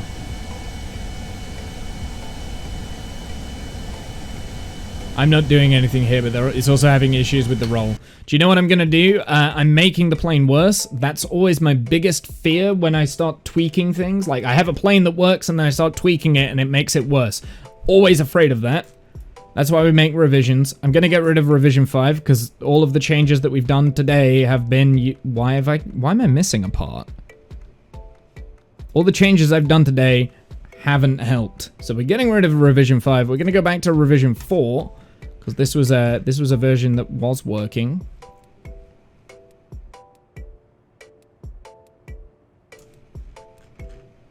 Oh, the part that I was missing was the strut.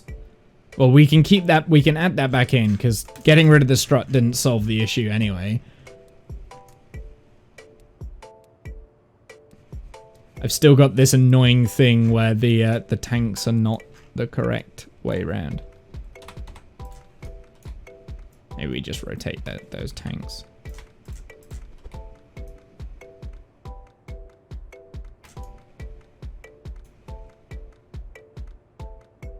Oh, look at that. Did you see that?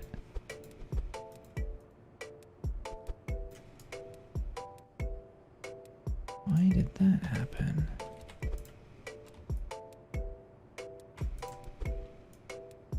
What? I wonder, I think the engines are not attached correctly. I think I'm having issues with the engines being attached right now.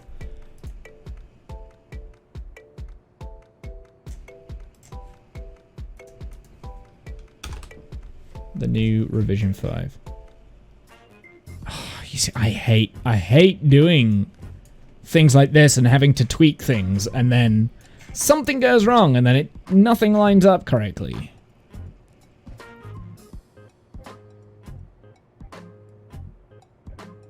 This is the version where the landing gear didn't deploy after the long duration flight, wasn't it? Okay. How long have we been doing this now? Nearly 2 hours, and I haven't came up with a solution. And we were supposed to be doing ground surface equipment today, and dude, I think I'm out of my depth here. I am. I generally think I'm out of my depth for what I want to do in Kerbal. I don't know if I can do it.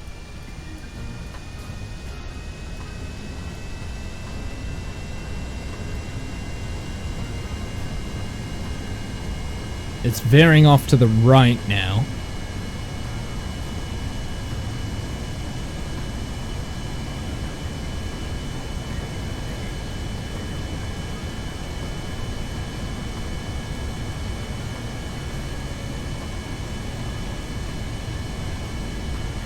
It doesn't lift itself off like the last version did. That's because we messed around with all the wings, didn't we? Oh, wait, do you know what? Oh. I'm being silly. I've just realized the revision 5 had a bunch of wing placements that I've deleted that did make the thing work better.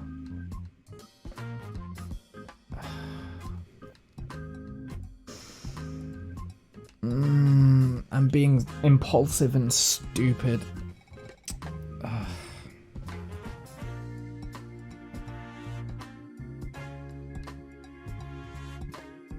I'm being impulsive and stupid, and I'm not thinking about things before I do them, and it's starting to starting to aggravate me because there's not much I can do. And yeah, to answer your question, Discount, I don't know if the debug menu is going to help me because there's not really much here that is going to give me any clue on what's happening.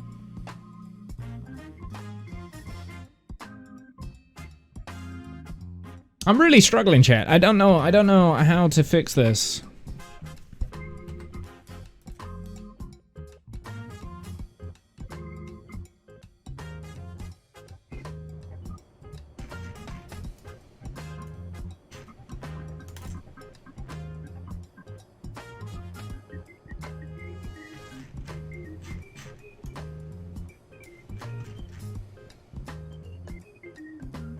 See, the scary realization in my head right now is that I'm gonna have to rebuild the whole thing. Because obviously this version isn't working. I'm gonna have to rebuild the whole thing, but then I'm worried that if I rebuild the whole thing, I'm not gonna be able to make it this, like, to the spec that the other one was. But if we look at, like, the Avalons here, these were all out of alignment. Can you remember that? Like, we fixed all those Avalons, and now I've gone back to a version where it's all broken. I'm gonna have to do it all over again. Oh, why can't I just design something that works straight away?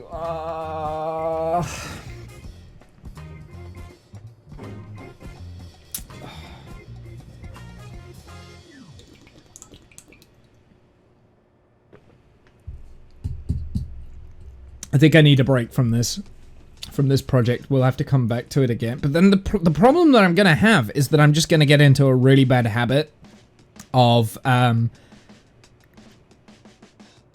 I'll just come back into it and I won't know what I'm doing. Gives Womble a cookie.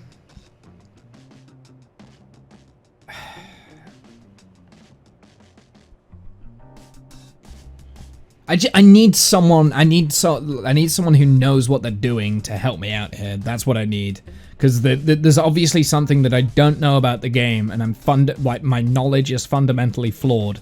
I need, like, just that extra bit of knowledge to understand what's happening and why it's not working the way I want it to work, and then I can go about changing things and fixing things.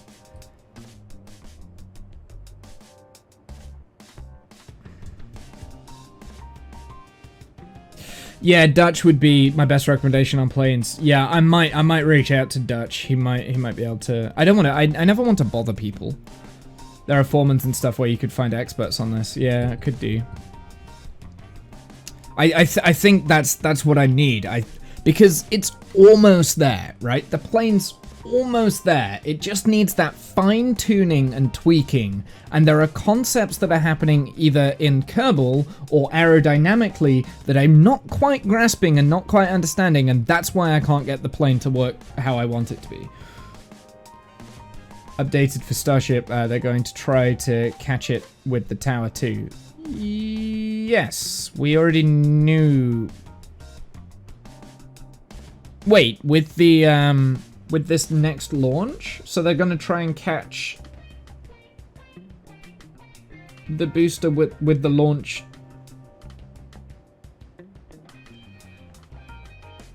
They are? I thought they were throwing away booster 4. Op test maybe? Starship plus booster catch? I thought they were I thought they were more bothered about actual Starship.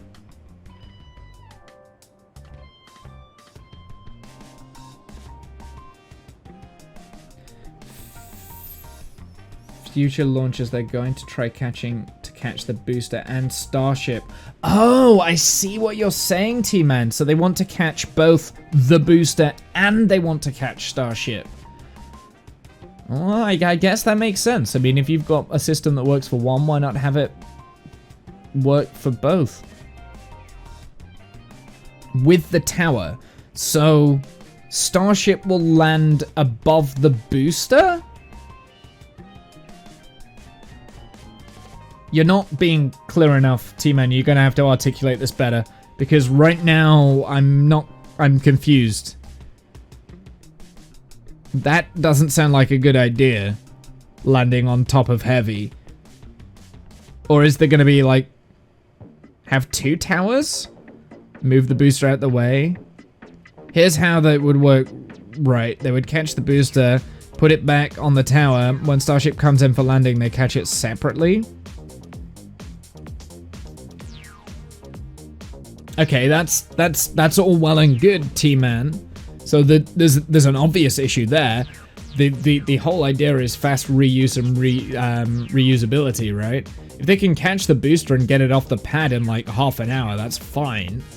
But what if they've got a landing and then a takeoff at the same time schedule? Like, that doesn't...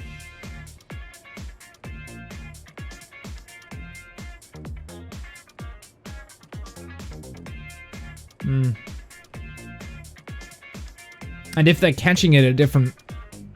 Are they catching it with the same attachment points, or are they catching it with different attachment points?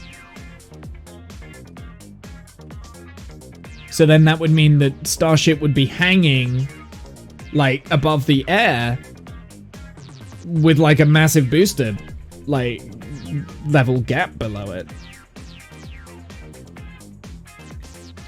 There's going to be 2 orbital launches, orbital launch pads at Boca.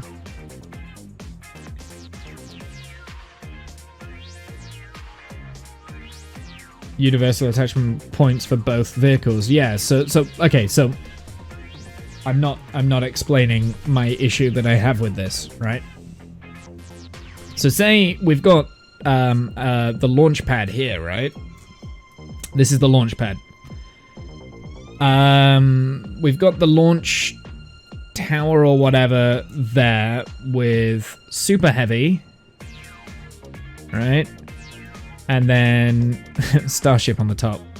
Don't read too much into my illustrations. Right? So that's Super Heavy with the many boosters, right?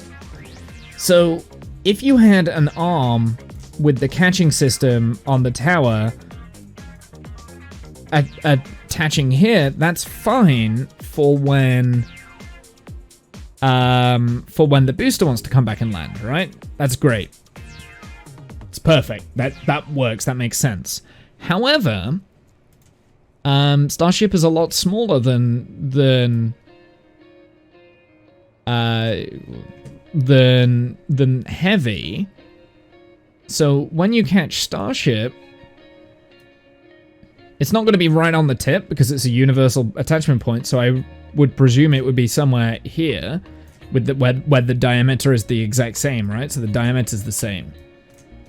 Right? If it's a universal attachment point. So it can't be anywhere on the nose cone where the diameter decreases and that's not same. So the attachment point here needs to be like this, right? Like that, which then means that there's a huge gap between the launch pad and Starship. Like, that doesn't...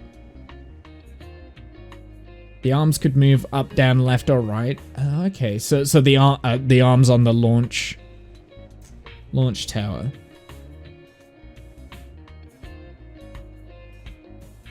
A Megazilla catching thing would work with a video. Yeah, this was how... See, that to me, this right here, that doesn't seem like a very good way. Why would you risk having rocket exhaust? I suppose then you can integrate it. No, look at this. You've got 2 different arms. You've got one arm for Super Heavy down here, and one arm for the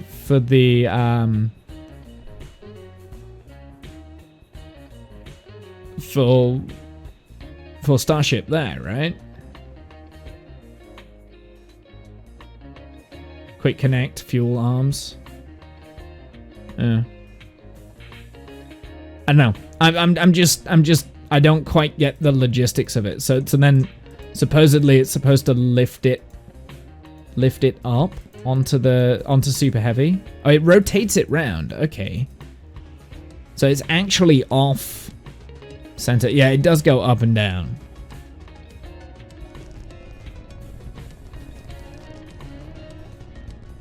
Okay.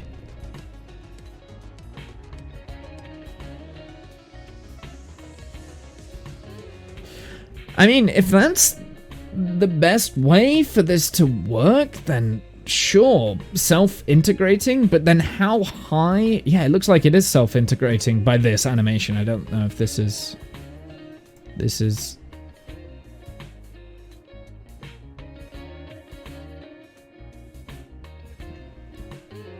I mean, look, okay, it makes sense. It makes sense that they would do this. If they can catch it mid-air, which I'm pretty sure that they can figure out a way of doing that, if they can do that, that will reduce the mass on both Starship and Super Heavy, right? It's going to reduce the mass. It's just getting this integrated articulating system to work with rocket engines firing next to it.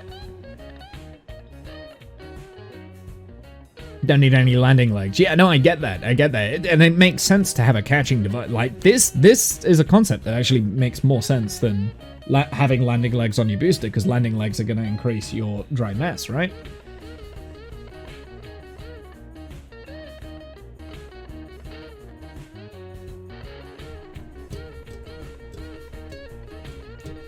To be honest, I wonder if we'll see 2 pads on 1 tower somehow down the line.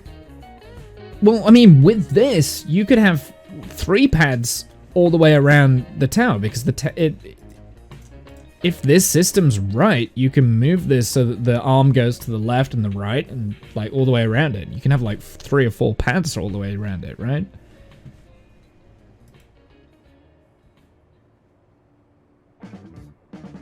You got to remember catching the booster with grid fins. Yeah, so when they say grid fins, they'll catch it underneath the grid fins. There, so it'll be the same as this, right? So it's the same way that you're using the arrow surfaces at the top of Super Heavy and catching it so that it lands on that. I mean, that would mean that these grid fins have to, at the top, the fins at the top have to support the weight of all of the engines and the boosters, and these grid fins, they have to support the weight of all the engines and the booster.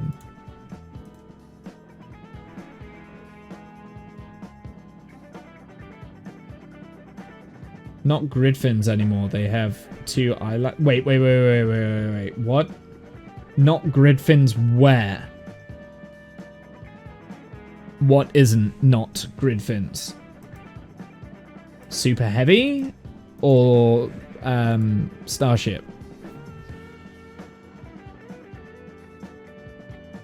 2 eyelets they're going to use. So I know when Tim Dodd did his interview around Starbase last month, they had built the... Oh, for catching. They have hard points between the fins. Got you. Okay, I got you. I understand. Yeah, so that what you've just said is that solves the problem that I was going to say, that these grid fins would have to be incredibly strong to be able to support all of the mass of everything. Yeah, so if they have hard points make more sense, right? Yeah, that makes a lot more sense that they would do it that way.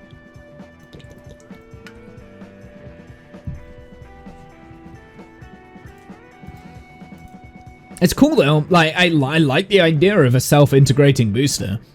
Absolutely, I love that idea.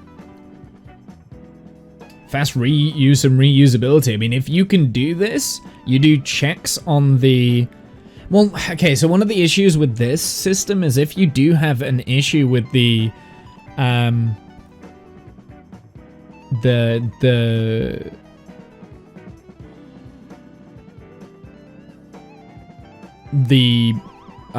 what do you call them? Thermal system underneath of Starship, if there's an issue like with one of the panels needs replacing or whatever, which hopefully it shouldn't, but eventually they will. Wear and tear, you have to replace all parts, right? I've had, like on a car with wear and tear, you have to replace your tires, you have to replace everything really eventually. And I think one of the things that is going to have the most amount of stresses is the ablative shielding. Is it ablative? It's not ablative.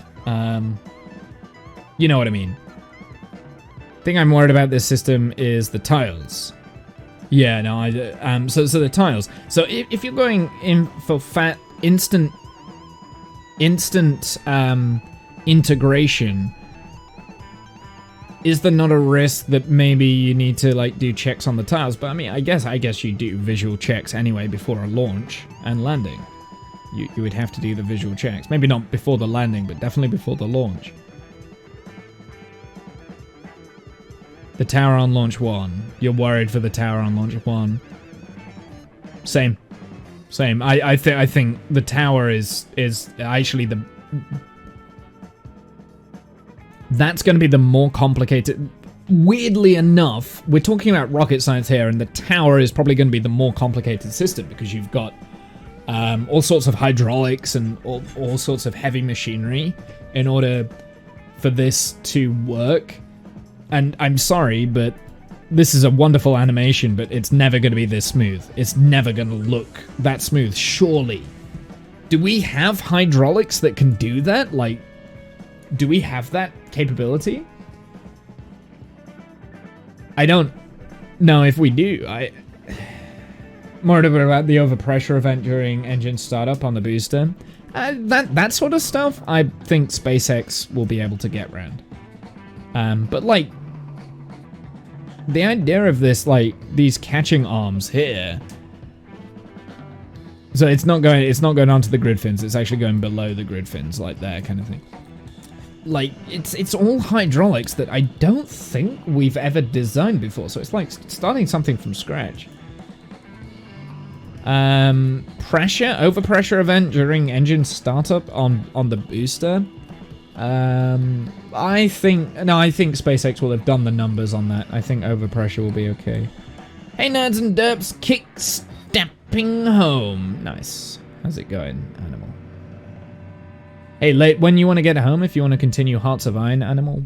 Me and Animal were playing Hearts of Iron off stream last night. It was really fun. Had a lot of fun.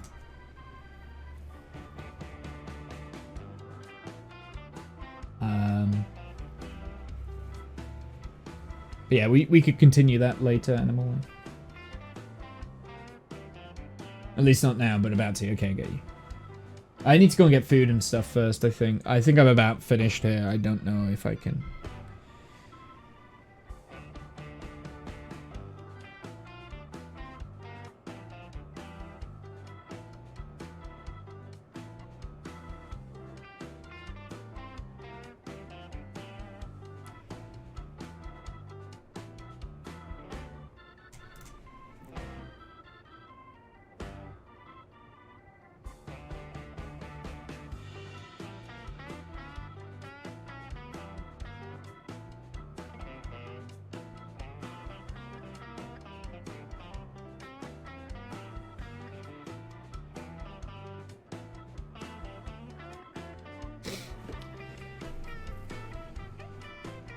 Sorry, I'm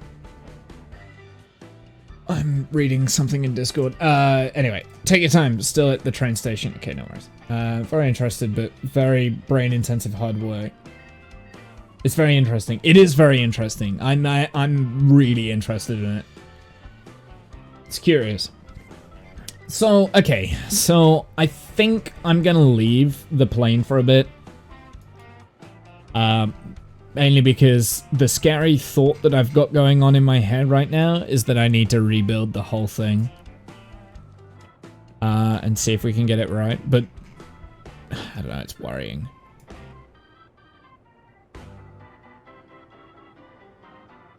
Wondering if those fins are even enough to hold the thing up. So they're not catching them on the fins, though, T-Man. There'll be hard points underneath the fins that you will grab onto, right? So, let's see if I can explain this. Maybe not that, because that's not good. Right, hold on. I know a way that I can explain this a bit better with diagrams and stuff, right? No.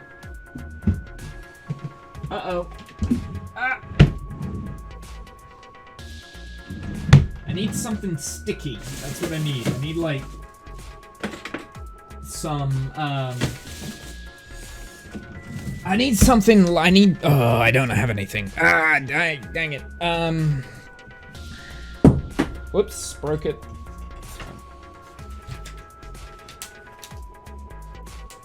So the concept is so this would be the fins, right? Full. Imagine the water bottle is Starship, right? It's belly flopping back through, and it's got these fins on the other side. That's really flimsy fins. They've got to be because it's an aero surface. It's going to actuate, right? So it's not going to have massive hard points built into the fins. The hard points would be on the steel of the can. So you take away the fins, and you can still hold up the can like that. So the hard points are built into the actual steel, right? Does that make sense? The stainless steel of Starship. Why do we call them grid fins? Because the fins are in the shape of a grid.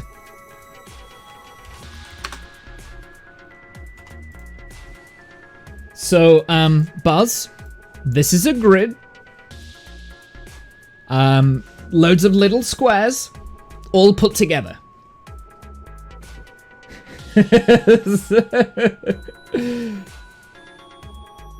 Had a blank moment there. Don't worry about it, T-Man.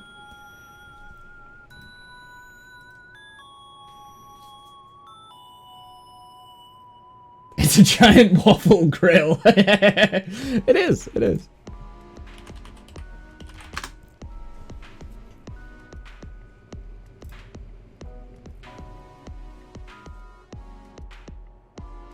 So if we look at actual grid fins on ICBMs, this is where grid fins came into place. It was actually ICBMs. There's grids. How does that help? No, so the reason why is because okay, I can't explain the aerodynamical forces really very well because that's doesn't work. But basically, there's a lot of, I mean, if you look at a grid fin, you've got basically waffle irons, loads of little squares compacted into each other where there's holes in it so the air can travel through. But then when you shift the grid fin like that, it will change the direction of the airflow, which then points in the terms of an ICBM, it points it to where it's going to blow up. Does that make sense, Buzz? That's why we call them grid fins. Does not look like a giant waffle maker if you put it under a hot fire. I mean, I guess it does. But yeah, that's where the terminology comes from. It like the design looks like a grid. So that's why they call them grid fins, because they're fins in the shape of a grid. I can't explain that I'm trying really hard to explain that a little bit better, but I can't. Can someone else explain it? Someone else explain it. I realize what I'm trying to do. I'm trying to explain something visually to someone with yeah. Anyway. As soon as you break the sound barrier, you impact the air, and normal fin would rip off. Yeah, you know what? Buzz gets it. I realize what I'm trying to do. Visually, I'm trying to explain something, and I can't because the visual information is probably not not the best way to explain it to to you, Buzz. But anyway, sorry, my bad. Yeah, normal fins don't have holes. Grid fins have holes in the framework, and they're usually made up into like crosses, and they look like squares. And also halfway now with audio only.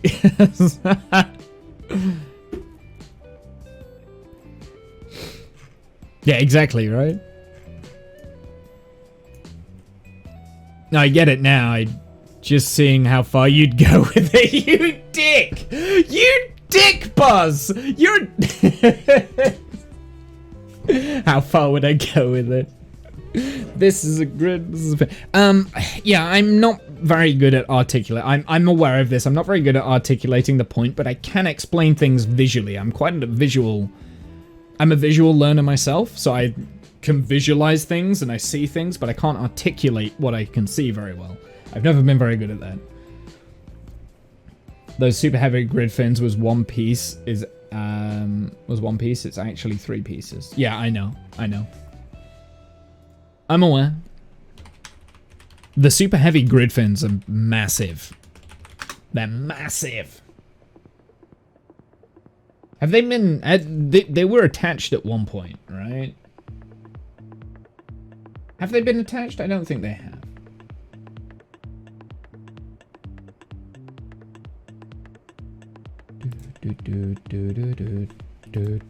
No, they haven't. But we do have grid fins spotted.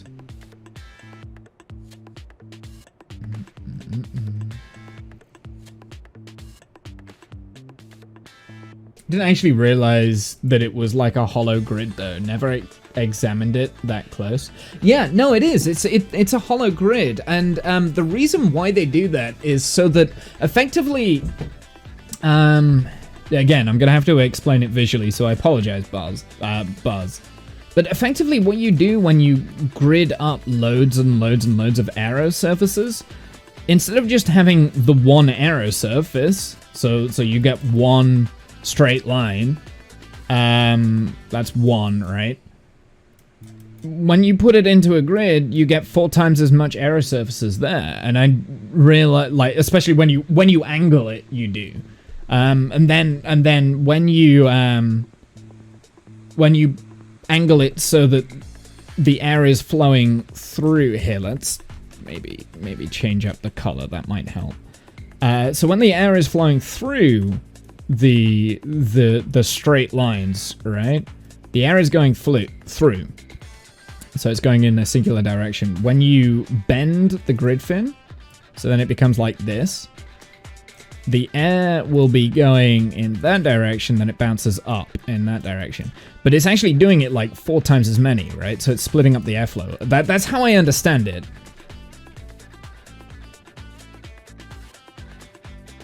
Angular drag. Yeah, that's it. That's exactly right. But it's not creating drag. That's the point. You're not trying to slow the thing down. You're trying to steer your object into the position that it needs to be. You're not trying to slow it down.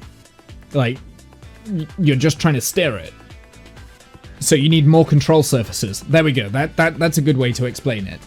So instead of having just one giant control surface where the airflow has to go all the way around all the way around the plate. So imagine it was kind of like a square, right? Where this was that, right?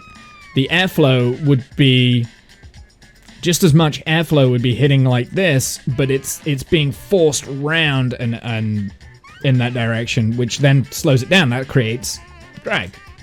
Right? Does that make sense? And some of the airflow will go out in that direction, out in that direction. It gets very messy. Like, it won't just like curve around it. You push air, and also air pushes you. Yeah. So the reason why you want grids in it, from my basic understanding, like I said, from my basic understanding, the reason why you want those grids is so that the airflow can move through the grids, and you don't create as much drag, but you still have as much, if not more, aerodynamic control.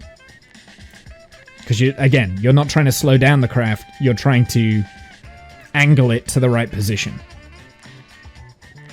Because the original design of ICBMs, the original design of grid fins came from ICBMs, where you're trying to get a bomb to an exact location, and it was often traveling very fast.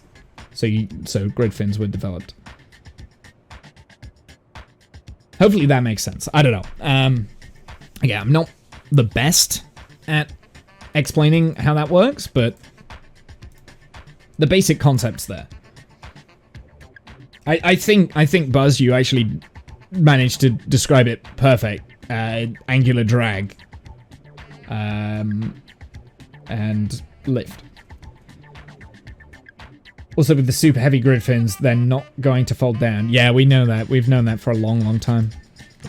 Why would they? Why would they fold down? Like, for the exact reasons that I've just explained, the grid fins don't really create that much drag, and they don't... if they're in a fixed position, they're not going to change the area of lift that much. Especially with the gimbaling. Hey, Ultra, how's it going, my dude? Nice dolman. We're talking about grid fins at the moment. Don't need to make the vehicle more complicated, no, because you can add mass, and then that takes away from the amount of payload that you can take in. Sponsored feed, back loop. Correct. Most complicated is the launch pad, as Elon said in Tim's video. Yeah, that's the thing. I mean, that's what I said like about half an hour ago when we were talking about the pad, right? It's going to be really complicated, and that's... I'll be honest, that's where I think the bottleneck is going to be, because I don't think... the technology that Elon wants for the pad doesn't exist, so he's going to have to make it himself. If they're going for the right angle, they will generate more torque, which will push them more into the airflow, generating more torque. Thank you. Discount. Perfect. Positive feedback loop. Yes. Go off at the right angle, they will generate more torque, which will push them into the airflow, generating more torque. Correct. They've got them really good at cranes. Yeah, but they don't build the cranes, though. They hire them from other companies. And, like, big cranes have been in existence for a very, very long time. Like, aircraft carriers need to be made, and, you know, massive ships need to be made. Shipping industry. I think that was one of the reasons why SpaceX wanted to buy or rent out the...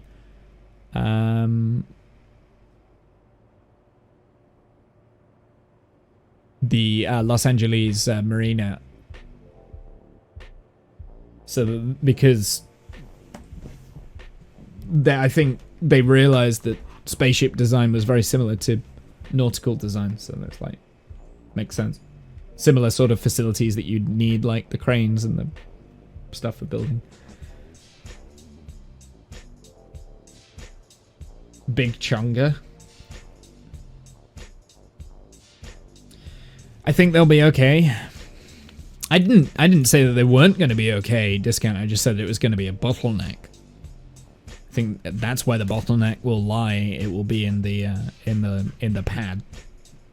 Pads are way... I think... Well, I know the pad is going to be way more complicated.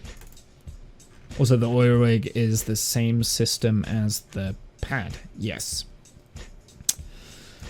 Yeah. So they've got to engineer and develop these systems. Like, that's because nothing like that exists right now. Nothing does. Not that I know about. I don't know. Maybe there is. Maybe there's something really magical that I am not aware of.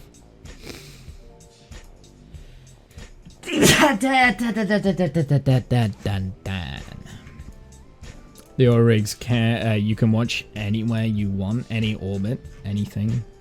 Launch anything. Well, no, you're still restricted by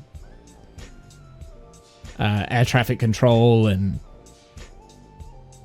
launching missiles towards other countries, and because let's not forget, let's not get away with ourselves here.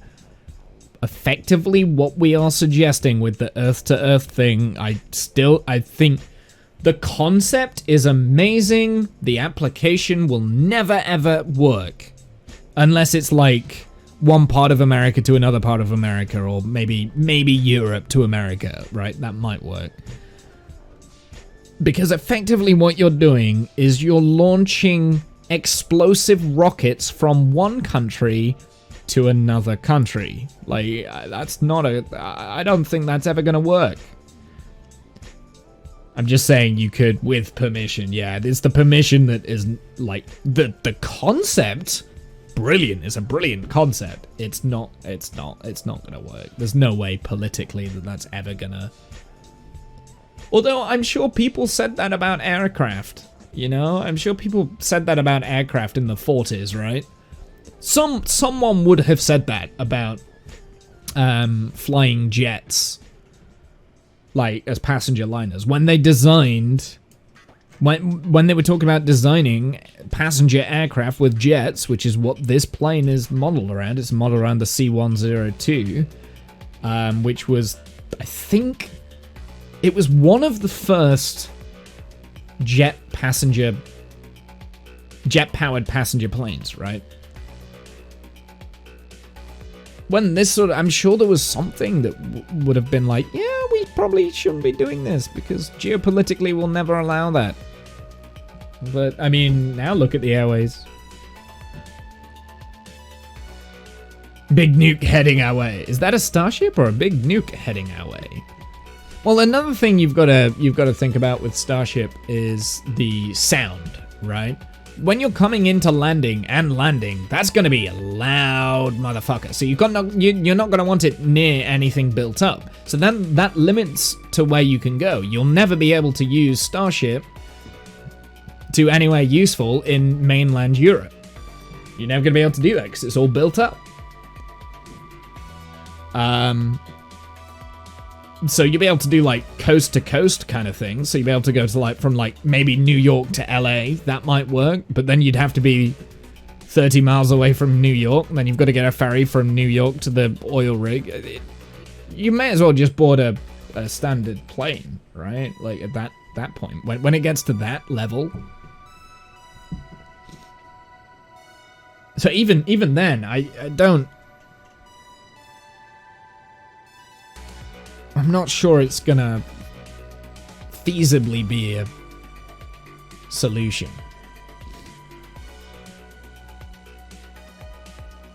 Starship kicks start orbital construction. Who wants to stay on Earth anyway? Yeah.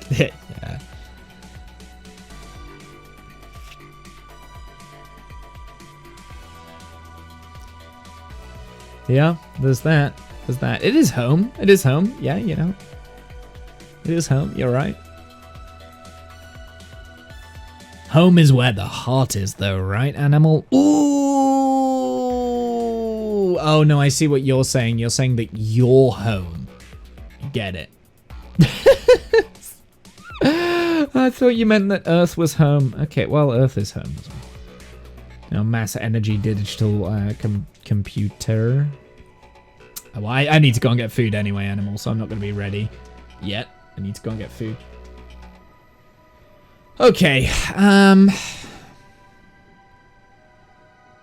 short of completely scrapping this plane and rebuilding it from scratch, I don't know what else we can do. We might just have to have exceptional deviance here in the plane. I think what chat was saying, I might have to reach out to someone that knows a little bit more about aircraft design than me. I might see if I can reach just a Dutch guy. See if he's interested in helping me out, because completely threw me off my game. No, I'd already had enough of this because I'd been messing around with it. But yeah, I might reach out to just a Dutch guy. I think what I might do, I might spend a few more hours on this off stream at some point and maybe just tweak things. The point where I no longer know what I'm doing. But I think the problem I'm having is I'm making changes, but I don't know where the fault lies. So I need to find out a way of figuring out what the problem of the craft is, and then we go to fix it. Right? So there's no use me just changing things for the sake of changing things, which is kind of what I've done today. Right, I've just changed things for the sake of changing things, and it's not quite working out, I don't think. You might help, Animal? What be the symptoms?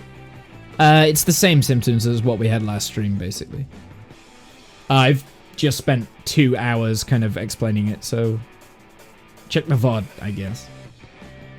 Anyway, I'm gonna head out. I need to go and get some food and all sorts of things. Hi, all of the text. Thanks for that. I'm gonna head out. Have a good night, evening, noon. Insert time zone here.